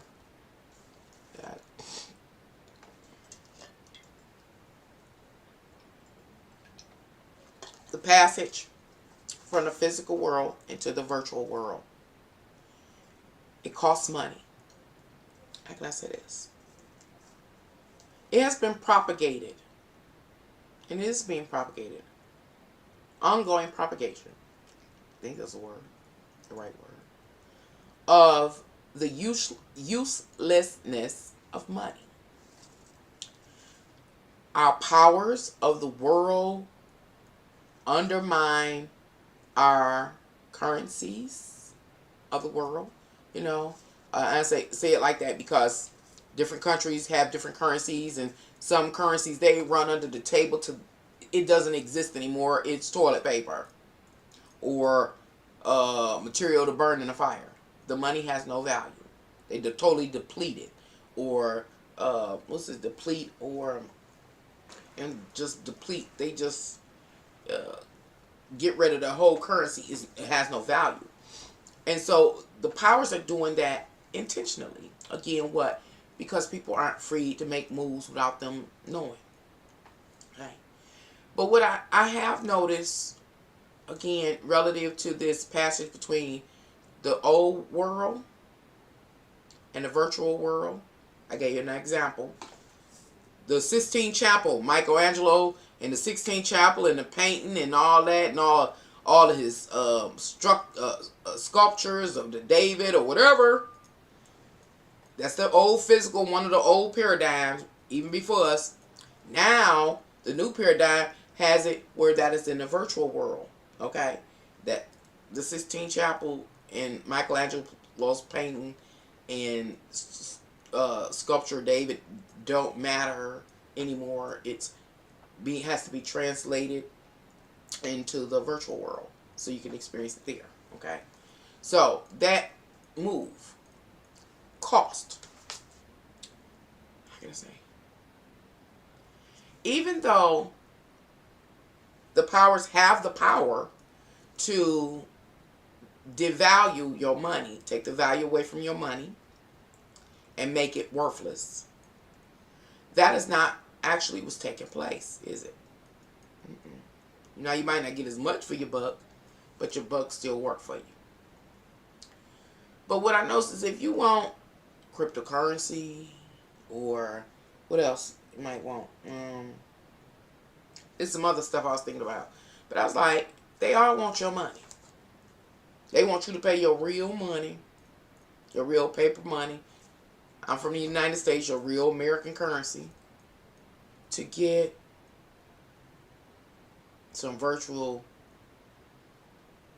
land, or they want your paper money to. So my whole point is they just ciphering your money out your pocket in order to build up and uphold the virtual world, to make it materialize the way they want it to. They are manipulating us out of our money. Now, this is an example of how things are complicated. Because we know that the only thing that really matters is real commodities, raw commodities. Food. I need to eat, you need to eat. You know, some, I don't know. I'm trying to think of what, like, aspirin is made of. I can't think of it. Probably said it. All we need is oxygen. You know what I'm saying? Something I can recall. Oxygen. That's what we really need. We really don't even need the paper currency. But okay, we had paper currency for some hundreds of years, a couple of 100 years, or currency, physical currency. And so we transitioned from the paradigm in which we were bartering and things like that with the raw goods to a physical currency, whether it was with coins or what do you call it? Coins or paper. Then we start moving around and bartering with that. And now, here we go, glitching again. Transitioning into this next paradigm in which they just want to totally take your paper money and your coins from you for virtual digits in order to access the virtual world. Now that virtual world right there, how can I say it?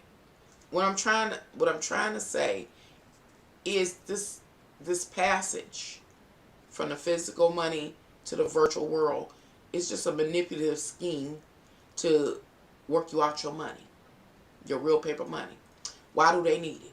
Tell me why they need it if the economy is not going to be sustained. The currency is not going to be sustained. Why they need it? Why do they all want it? Example, I be on Facebook and there are these games, and I like playing the little games on Facebook. But every time I turn around, it's a advertisement popping up talking about I can get 2,000 coins for 99 cents. You want my 99 cents. You want my dollar that I can go to the grocery store and buy an apple or a banana with to sustain my life. You want my 99 cents, my dollar, my real time money to get 2,000 virtual coins so I can play the game.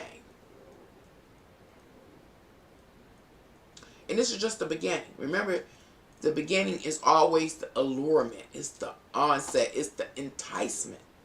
It's the enticement. It's not until you're in the grasp of the enemy that it shuts its jaws down on you to annihilate you. Right? Cryptocurrency. They want your money for cryptocurrency. So, and then I talked about relative to cryptocurrency is that they give you an exchange rate. I don't know how I go, but I might take my real paper dollar and go buy a cryptocurrency thing, and maybe they give me $5 worth of cryptocurrency. But that cryptocurrency is not going to sustain my life. You get what I'm saying? What I'm saying, it was taking place in this early part of this new paradigm is to manipulate us out of our freedom and our escape from what is to come, to what is to come. I don't know how to explain it. You say paper is a receipt for metal. Metal is money. Metal is money. The U.S. nickel contains 13 cents worth of metal. Right. And metals can be used for what? Conductors or anything. It'll be melted down and changed into any and everything. What you gonna do with a crypto? What you gonna do with a crypto if a circuit shorts out, break, and you need to replace? Well, you can't do nothing with a crypto, but you can do something with that, which is the nickel, the U.S. nickel, 13 cents worth of metal. You can get the 13s metal down, you get a whole bunch, 13 cents per nickel, or you can metal down and use that metal to what? Make a circuit or something. My point is, and I did a video about that, throw away your wooden nickels or something like that. Let me read the rest of that right there. It said the U.S. $100 bill costs no more than a U.S. $1 bill to print. Isn't that interesting? I ain't fact checked, but it sounds real to me. It probably ain't worth cost that much to make it. The U.S. $100 bill costs no more than a U.S. dollar to print. Oh, it said okay that this person is saying that it costs the same amount to print $1 on the surface of a bill, as well as it's the same amount to print 100. You know, maybe a little more ink, but that's it. It's we accept it. It's not, despite propaganda. Just send a cash out. Thank you. How are you?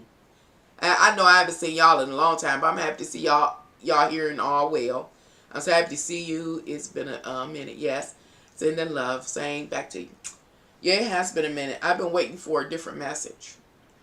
I've been waiting. And I'm not getting anything new. Again, I just keep seeing this obscure social group, this obscure social sector that is an active part of society, and how they are gathering, they are preparing, they are going over their plans, and it's been, and astrology has been reporting this for a while. I did a video a long while back where I told a story about my experience with a doctor, and it was talking about how a lot of those people or the members of such sectors, but this was more on a intermediate level, not the real high up level, because the real high up level are detached from that which they don't want to be involved with. It's on an intermediate level, doctors and lawyers and everyday people that have achieved some level of success and considered experts are forced by laws, what they call it, discrimination laws. You can't discriminate against people due to sex, color, creed, and all that. So they have to engage those that they really don't want to, because the others is different from, you know. And so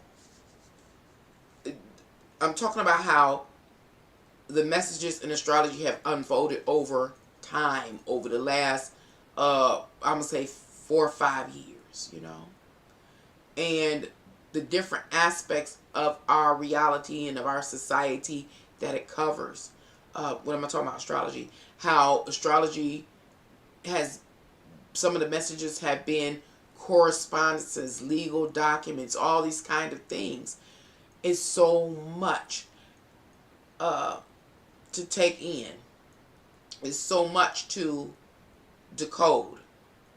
And then to be able to stand over all that information with the perspective of like a God, to be able to really truly comprehend what one is seeing or witnessing.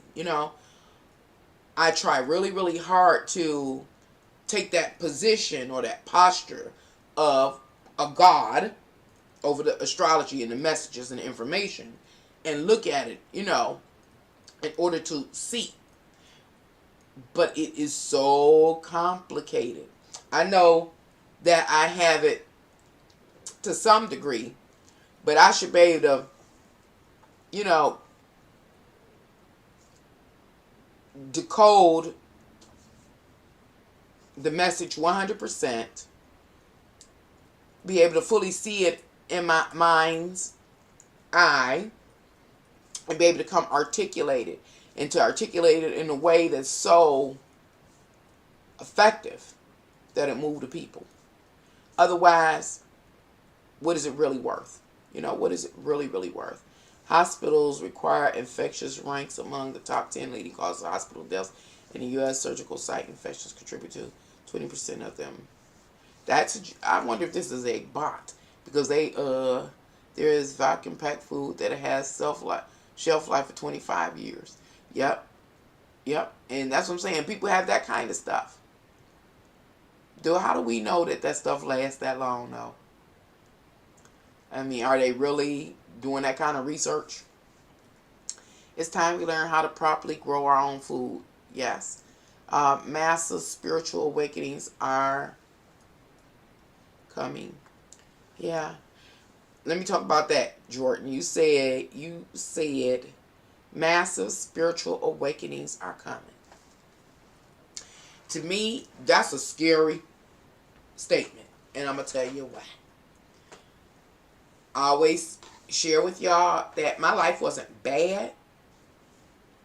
Maybe I'm just an ungrateful brat. But my life was annoying. It was annoying. I had some real BS happenings throughout my whole life.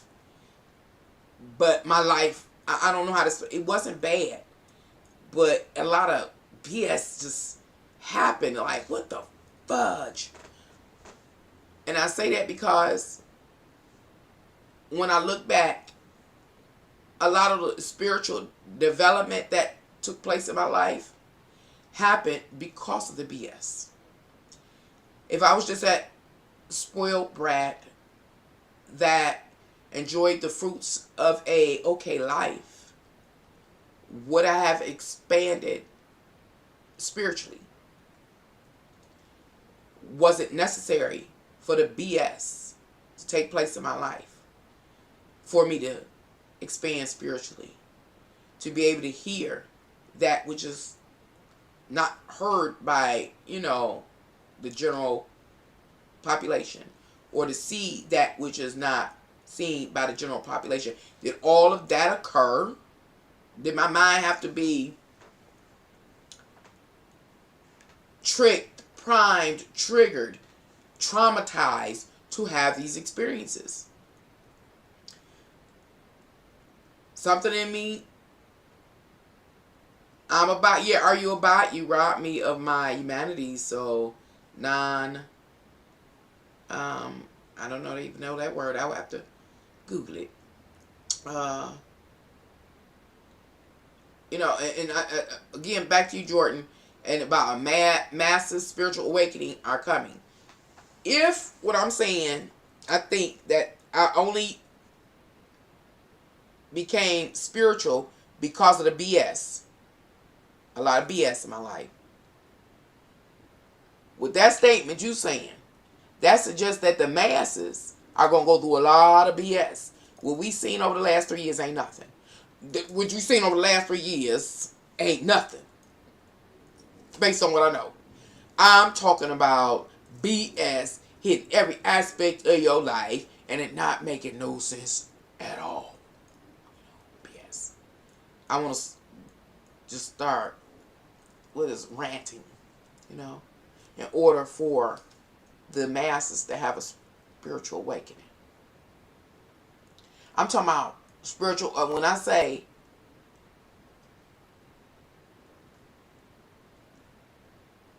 in order to have a spiritual awakening, how can I say this? Referring to, what's it called? Hitler and the Holocaust. I always bring up the Holocaust. That kind of experience sparks spiritual enlightenment. That kind of experience sparks spiritual awakening. And I've talked about that kind of before. I don't know what I was doing. I think somebody made a comment on one of my lives, during one of my lives, and it was talking about meditation and receiving downloads or something. And I can't remember exactly what was said or what was taking place, but I know I responded by saying, I know meditation from this perspective. And I gave an example of a child that's being abused. And the abuser takes that child and puts him down into a chest and locks him in there. Now, a couple of things can happen to that child in there outside of the physical damage it can do or destruction can do, but psychologically, that child psyche can break.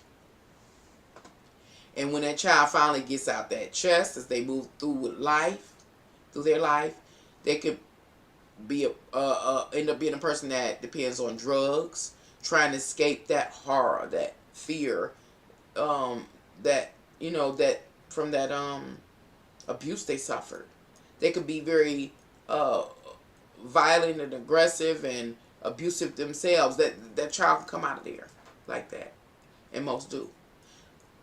Or, I guess it depends on the soul of the individual having an experience, a traumatic experience. While in that chest, child could ball up, because I talk about the balling up in comparison to like doing a lotus position or whatever, you do when you do meditation. So, the child is balled up, and that from deep within, even if they ain't never been to church, they talking to something as a comforter. God, Holy Spirit, they higher selves, whatever. And they praying, and they just get so fixated on that entity, that comforter, that the time that they're in that chest lapses and passes by. It's not a long, drawn out, tormenting experience for them. I pray this don't happen to a child, but this is what I'm talking about having a spiritual awakening or, becoming enlightened. A child that deals with, and I use a child to fit them in the chest as an example, a bad example. But the child that goes through such a traumatic experience and is able to tap into that void, I call it the void, God, all, the infinite one, the higher self, is able to tap into that void and commune with it. That void comforts. They call it the comforter or the Holy Spirit or whatever. and comfort that child. And when that child come out that chest, yes, they had a traumatic experience, but it did not negatively impact them, but led them to have spiritual enlightenment or a spiritual awakening.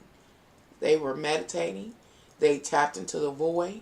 They communed with the void. They got downloads. I mean, they learned how to, again, pray or tap in and commune.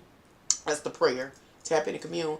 And they came out, and the abuser like, oh, what the heck? You supposed to be all messed up and scared and phobic and all that. And the kid came out alive and well. You know what I'm saying? And so why am I talking about that? Because, again, Jordan, you're talking about a mass spiritual awakening. If there's a mass spiritual awakening that's happening and on the horizon, because we're talking about big, then it is very possible that the members or the individuals of society, in society and humanity, are going into that dark chest. And I don't think, again, the experience of the last 3 years is a dark enough chest. Let me stop. Going here. Because, remember, I had a pretty decent life.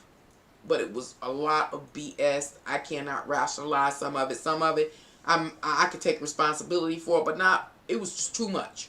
It was too much. It was every day. It was 24/7. I felt like I was going to lose my mind. It was, oh man, it was some things was like supernatural, all kind of stuff. So, hell, I forgot what I was going to say, but I was going somewhere with it, but I done forgot. But it was about, it's about spiritual enlightenment. Oh, the chest versus what happened. So, over my life, it was never just one thing. It wasn't even just in one arena of my life. It was every single aspect. I was hit from every single angle. Every single angle. It was unbelievable. Every part of me was attacked. Everything. My intellect, my physical body, my soul, my heart, my viewpoints, my beliefs, everything was attacked. It was nonstop, 24 hours a day, 7 days a week. My whole point of saying that and sharing that TMI is that if we're going through a mass spiritual awakening, or soon will, it's not just a sudden occurrence. It's not just one event. The one event I'm referring to right now is that which we experienced over the last 3 years. It's not just one event. It hits you on every angle. And it's like, how you do it? Levels. There's levels to this. So, I'm going to say the event we just had over the last 3 years was a level 1 event. That was a level 1 event. Let's say it goes up to level 10. The events, the occurrences that can happen to spark spiritual awakening or enlightenment, or you collapse under the pressure of it. What we experienced over the last 3 years was a level 1 event relative to, refining the spirit. Refining the spirit in the fire, like that. That was a level 1 event, is what I'm saying. That was nothing. Now I can say this much. There were different degrees of what occurred over the last 3 years. There are some individuals that not only experienced the vid, they experienced the worst case scenario associated with vid relative to their loved ones, their physical vessel. They may have lost their homes, jobs. So they got a whole gamut. They was getting hit from every angle, even though that was just one event.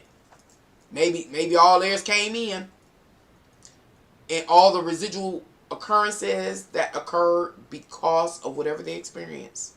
Whether they lost their job, was the reoccurring experiences. A loved one passed due to that reoccurring experiences. So all of that hitting them, and it's still hitting them, and it's gonna keep hitting them. And or during that time, either break you, or you have the what? Spiritual awakening. So I say all that. I went through all that long-winded stuff, Jordan.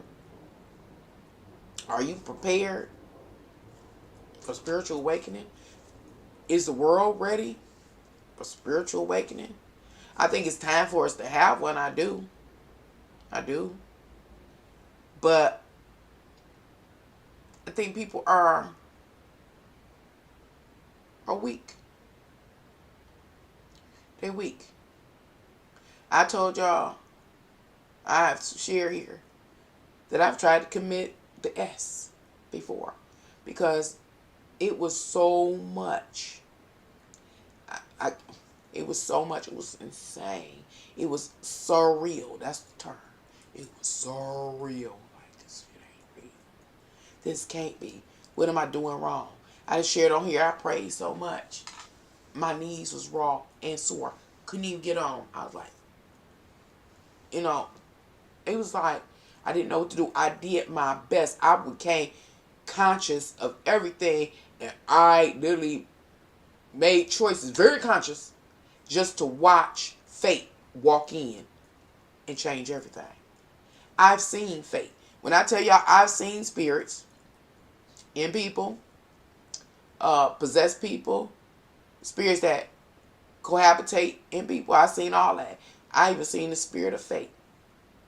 I have seen the spirit of fate walk in. And I've done it multiple times. Watch fate walk right on in and do what it want to do and disregard everything I've done consciously. So, said my mother had a verbally and physically abusive stepmother, but she didn't turn out to be a mean person or abusive. What she was obsessed with making things perfect. Right. She was obsessed with making things perfect. And that could have came from maybe the stepmom might have been highly demanding. And like that sound like me right there though. Obsessed with making things perfect. That's why I talk about fate walking in. Like if I do it right, then can't nothing else happen. Because, oh man, this is something else. I'm going to let y'all go because I run my mouth so. But I wanted to, what was I watching? And I wrote it down. And when, I think I was watching a movie or something. Man, I think I was watching a movie.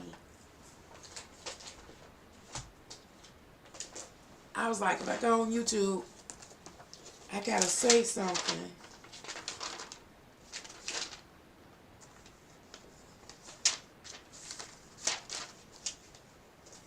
Because they said, oh my God, I wrote it down, I'm gonna forget.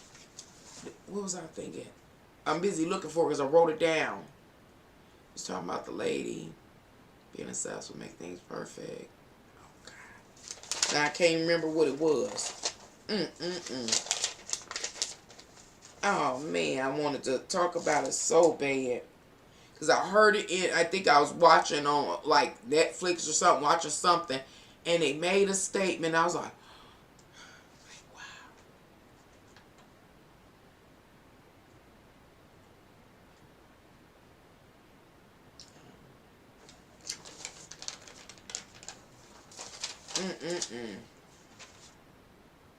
Dang, I don't know where it was. Now I don't even remember what I was talking about. But it was, hopefully it come back to me. Because it was like, I don't know.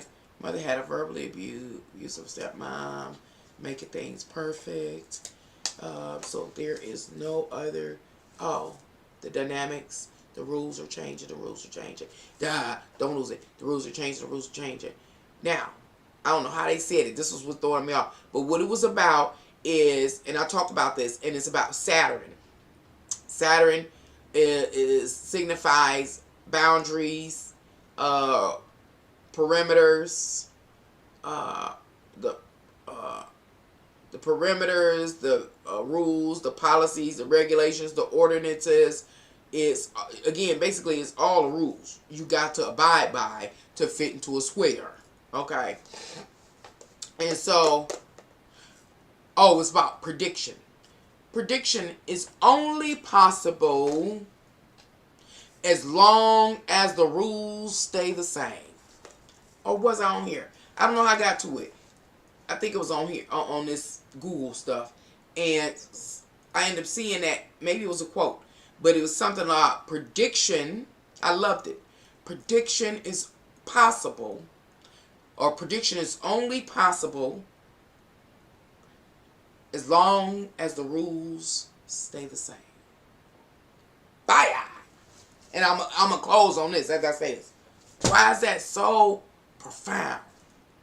It's because we have moved into a new paradigm. We out the old paradigm. The old paradigm had its own unique, established set of rules, proximities, rules, regulations, policies. So long as you knew all the rules to the game, the rules to this realm, the rules to any institution, organization, etc., any structure standing in the old paradigm, you could predict what was going to happen. Booyah. It's been no mystery to it. People think, and I like that quote. I think it was a quote, because it really does sum up prophecy and, predictions. It helps us understand the prophets of the past, Edgar Casey and whomever, were all able to make the predictions or submit the prophecies that they did to the collective, because they knew the rules to the game, to the structures, to the organizations, to the bureaucracy, to the politics. These are well-studied people. And once you know all the rules to the game, they got to play by the laws. So, since you know that the person has to take this step, and this next step, you know what's going to end at. Prediction. We entered into a new paradigm. The world has been destabilized. Everything's distorted.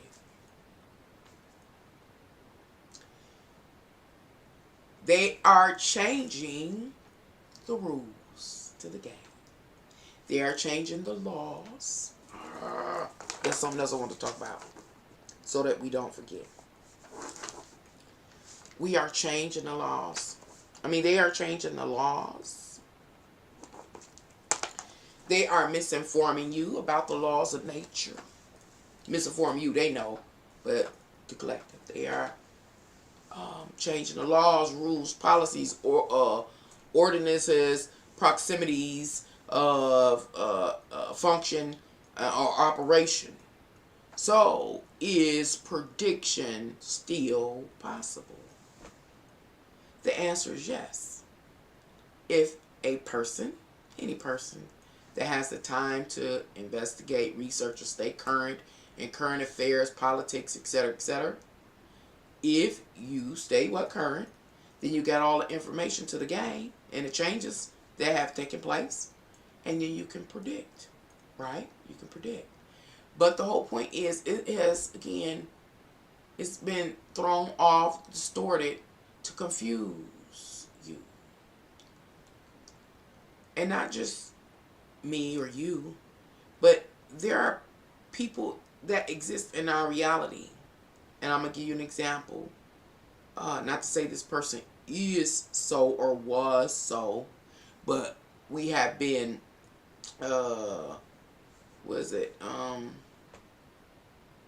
made to view them as, even though they might not have been, but we've made to view them as. Back to Tesla. That he's not like me or you. He's not a stereotypical person, but he was a more intellectually evolved person. That's how I see. Maybe an example could be, they more divinely, Albert Einstein. Albert Einstein is an example of a person that's not like me or you. That's not how we made to view him or been manipulated into viewing him. We view him as a more highly evolved intellectual person. that comes up with M equals C times square, whatever, C square, whatever it is. You know what I'm saying? Tesla knows how to harness energy. Which one of us does? And on a excessive level. We're talking about excess. You know, more involved. So the distortions that are being imposed on us mentally, you know, as far as the rules to this game. Like, we don't even know the rules. What I'm saying is many of us don't even know the rules of the game. We don't know what the is going on. We don't know none of the rules, so we can't predict. We cannot presume what is happening or going to occur. So even when it comes to those people like Tesla, as an example, that exist now, they did, but there are those that are alive now that will be comparable to Tesla or Einstein. The powers have moved the goals, so to say, or changed the rules so, or manipulated them so that even they too are confused. And it's the whole point of destabilizing the whole of society, especially destabilize humanitarians that can come talk to the people and inform them. Got to destabilize them. A long time ago, I made a video. I can't think of it. It might be. I made multiple videos. Some of them they got rid of. I had been seeing that for years. That was pissing me off too. But one video I did that I think still exists is called Comprehension to Ascension, who is Seven Bomar. And I talk about basically the shift from the old paradigm into the new paradigm. And what we must be aware of and always be aware of, I'm going to forget. I also covered this concept in the video I did that I don't think it exists anymore. I think I got rid of it when I talked about, and I focused on commodities and everything. And they got rid of all my stuff. So anyway, but I knew I was going to forget. That what we must do in order to have the hope of saving ourselves or preserving our true selves or the self that we are now. When I say self, I'm talking about humans or Homo sapiens. I think we're Homo sapiens or something.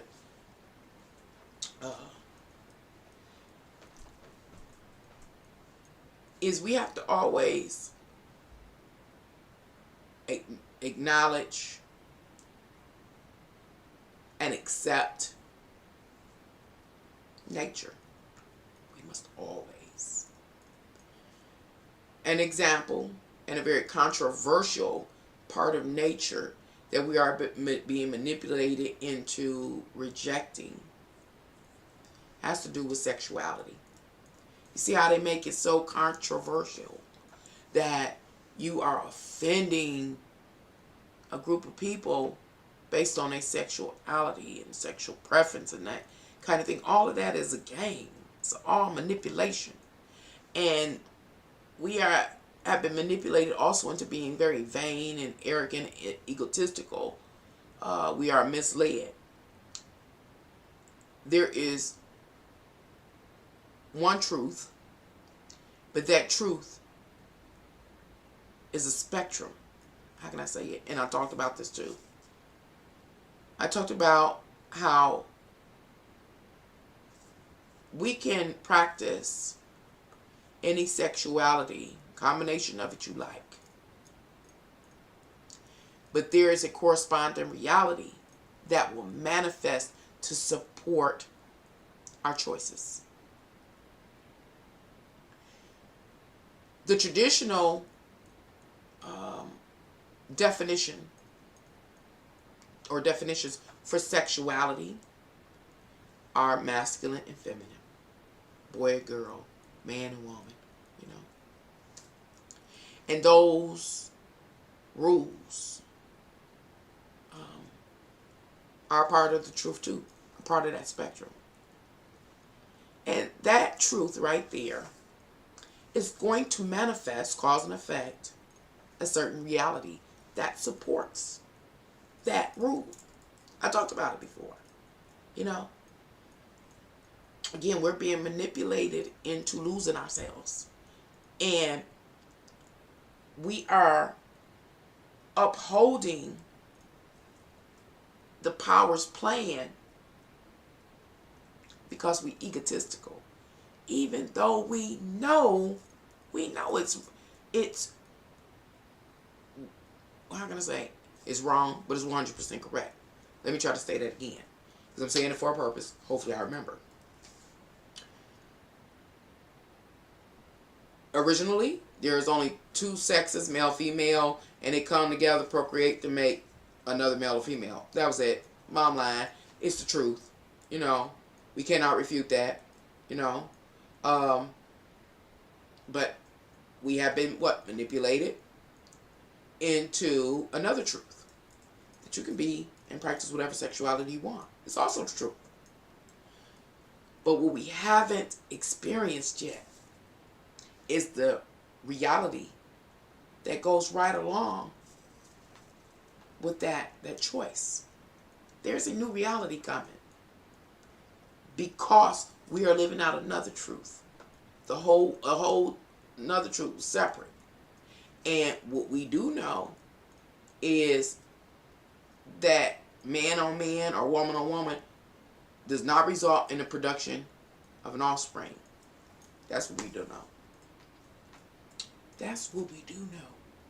So, how are the powers counteracting that, y'all? How are the powers counteracting that?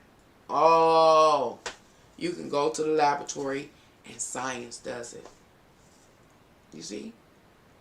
But the thing of it, what's going to be the reality because we live in that particular truth?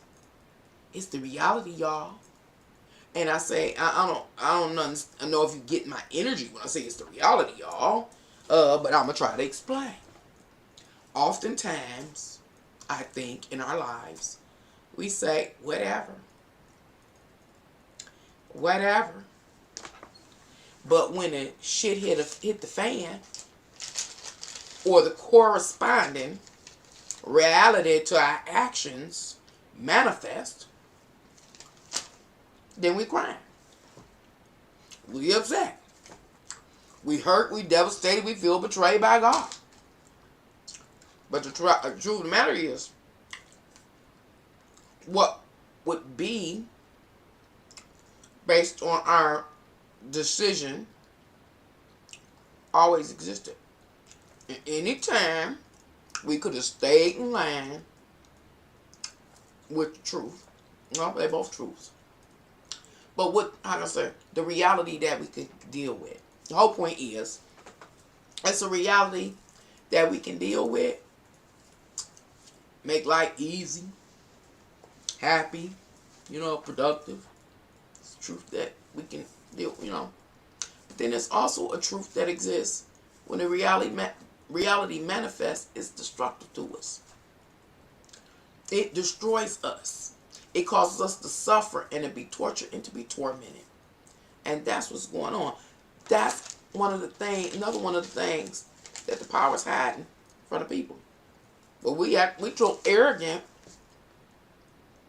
egotistical, narcissistic, whatever term you want to use, that we will not acknowledge that they're hiding something. And that's what they're hiding.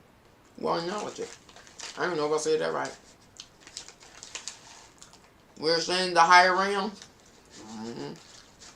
And that's the higher realms I'm talking about. And the higher realms I'm about, George. We are on our way to some higher realms. But what the realms gonna look like? How you gonna feel in it? How is your body gonna be affected if transhumanism takes place, where humans are bound with technology? How is your consciousness going to fit in this new reality, in the new realms? So, Another thing I talked about, I just want to reiterate, bring it back up because it's been a long time. Hopefully I can get some things in order and narrow my lives down to a topic or subject matter. But another thing I want to talk about, how in a way that we've been being played, has to do with the laws. I did a video, I think it was talking about the meta laws that I ran into when I was decoding astrology, and it talked about the meta laws. And it led me to, research the meta laws. In times past, I've always touched base on law, and I went to understanding how written language, spelling is a spell casting, and how it manipulates reality. I shared all that. In times past, I talked about this, and this is really important because I see it happening more and more now that we're in a new paradigm. Is that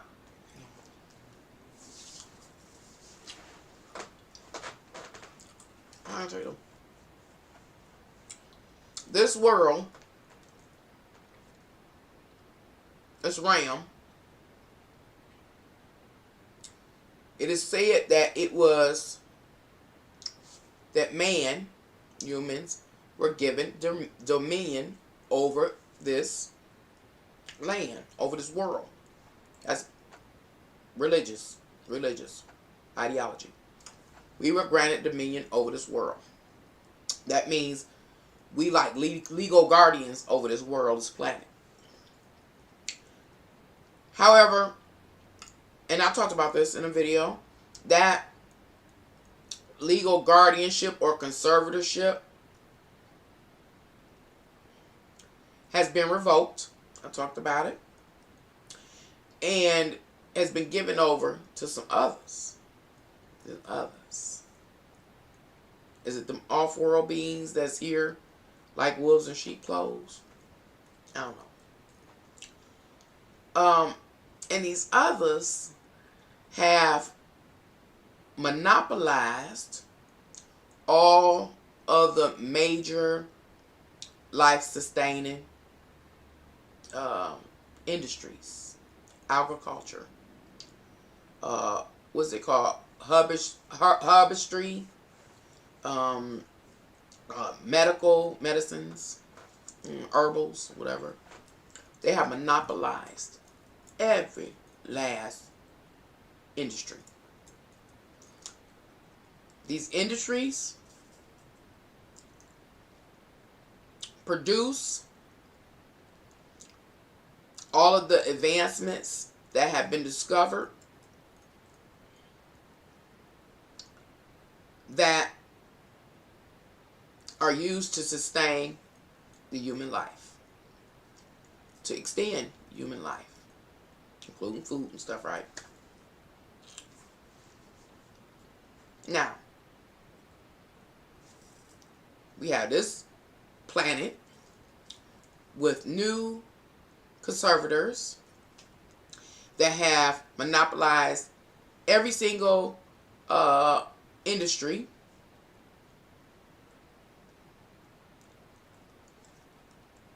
Now going to the law.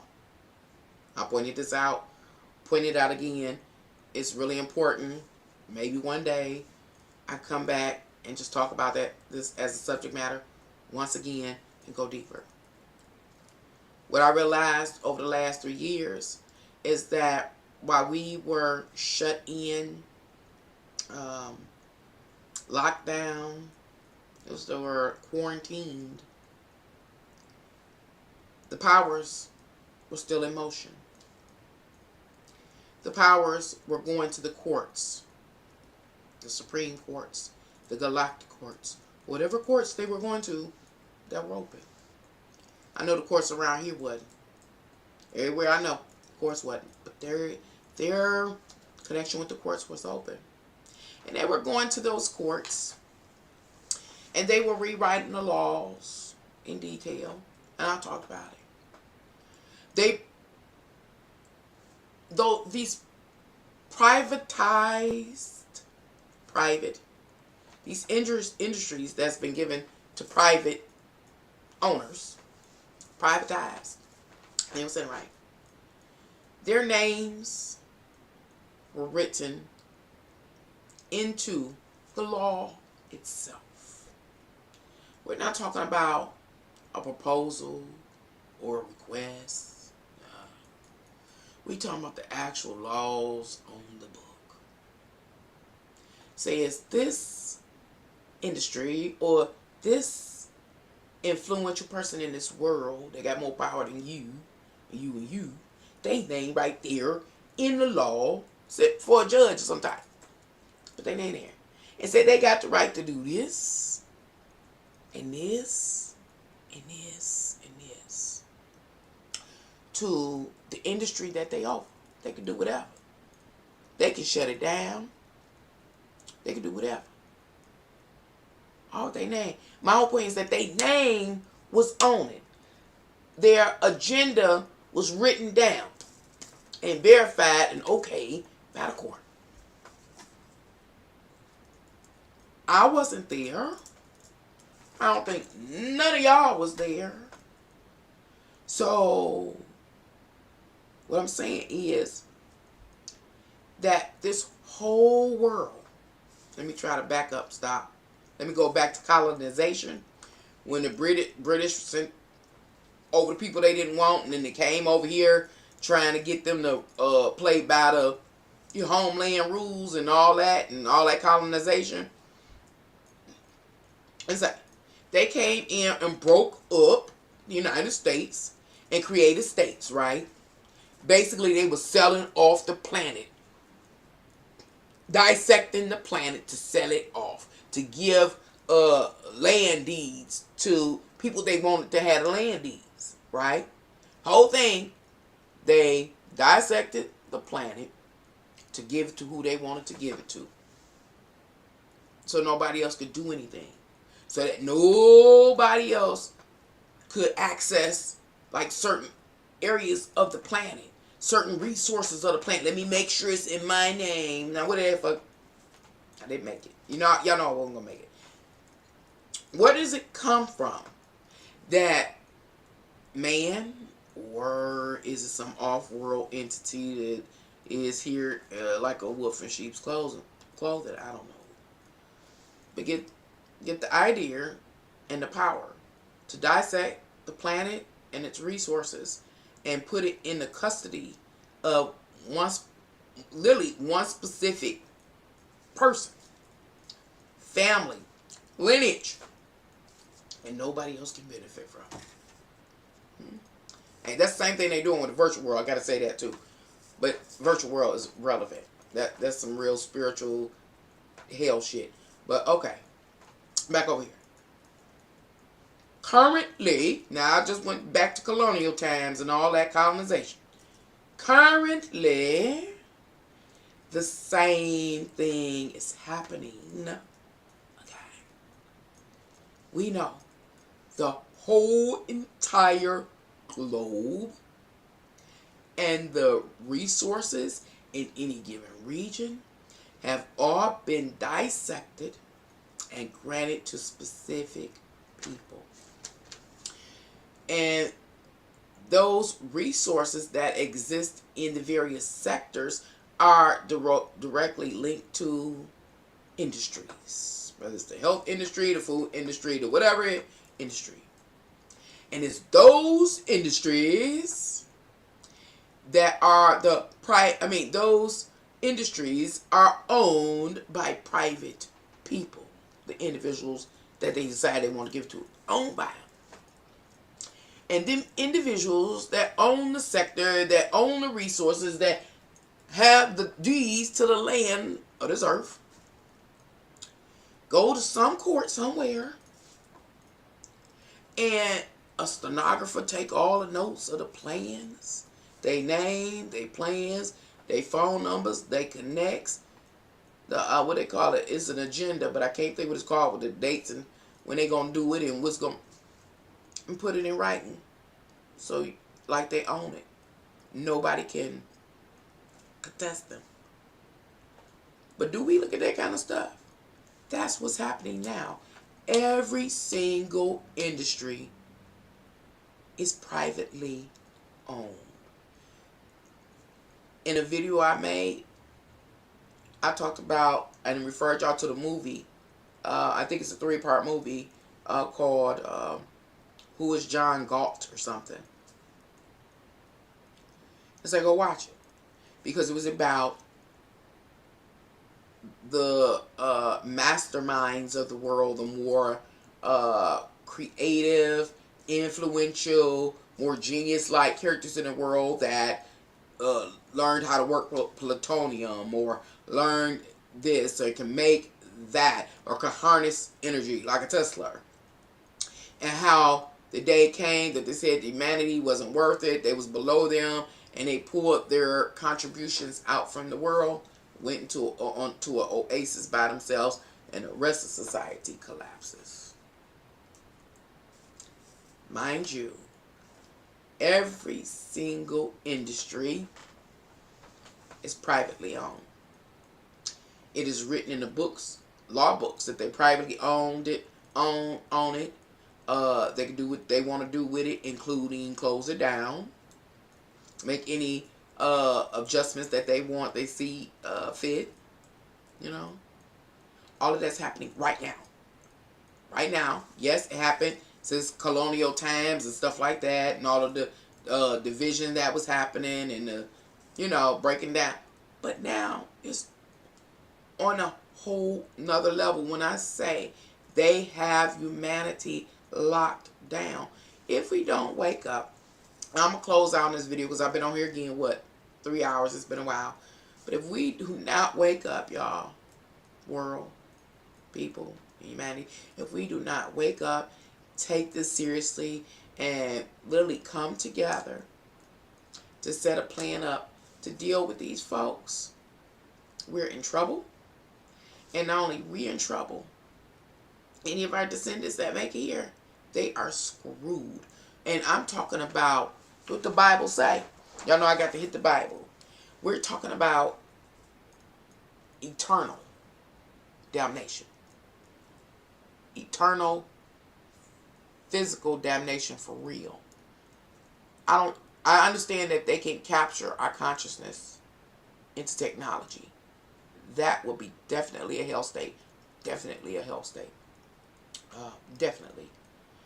But I'm just thinking, okay, what if you can destroy the technology, the consciousness? I guess after the influence of such experiences, talking about spiritual, George is talking about spiritual awakening. After your consciousness, now I ain't talking about the physical body, whether your consciousness in a physical vessel or engineered body or whatever, it's the consciousness that holds experience. The soul part, the memory, the stamp, the impression. After it's to have the experiences of not being able to release this world or whatever it's made of, and the happenings that would occur, the imprisonment, the violation, the abuse, the trauma. Remember, have an impact upon the soul. You know, I'm trying to get y'all to see biblically heaven and hell. Was spiritually heaven and hell. That would be eternal hell. That would be eternal hell when there's no reversal to get back to nature, to the norm, and you're stuck in a robotic body, far extreme, your consciousness. Just the same consciousness you got right now, as you are, who you are now. Imagine that consciousness being in a robotic machine, but it's your consciousness. Exact same thing. It still senses the feelings. It still senses the touch. Hello, faith. It still senses everything. It still longs. It still wants. But you trapped in some biomechanical suit that is slow to destruction, living for thousands of years, and enslaved to a system that only a few own every structure in this world, and you getting nothing out of it. I mean nothing. You're not getting caressed. You're not getting love. You're not getting nothing. You're like that kid, comparable to that kid that's stuck in the trunk. The example kid stuck in that trunk, locked in the dark. You know what I'm saying? Remember, the kid come out and be a hot mess the rest of his life, searching for some understanding, some solace, some peace through drugs, alcohol, being promiscuous, just a hot mess. Or it was the other side, to really have a spiritual awakening or enlightenment. But remember, it's all about being able to tap into the void. And we talking about your consciousness, what I'm trying to say, your consciousness in a biomechanical suit, being tortured and tormented nonstop, consistently. There's no affection, there's no love, there's nothing there but the powers using your consciousness to fuel the world, the virtual world. You know, they get all the real time, real life commodities that change and shift the soul to the better, and you voided all of that.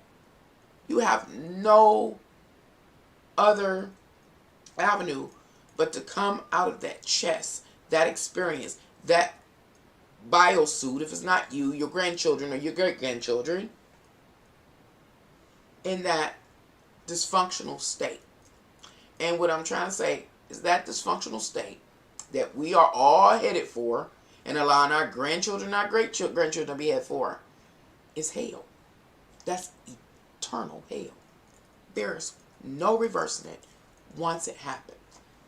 YouTube, fabulous. All these social medias, fabulous. But I do really believe with all my heart, mind, body, and soul, heart, mind, body, and soul, whole thing, that what we're experiencing is real, and we have been socially engineered to not perceive it as real, as serious, as soul changing. It's soul changing. How do you get people to see that? How do you get evidence that what we are experiencing is real and that we are going somewhere with it? Either we are going to make heaven or we are going to make hell. Until next time, y'all, thank y'all for letting me catch up, talk, and just blab all over the place. I'll try to come back soon. You say, I'm so glad to see you, sister. Welcome back. Love. Same to you. Bye, y'all. I'm going to let y'all go because I just been running my mouth. I know I have.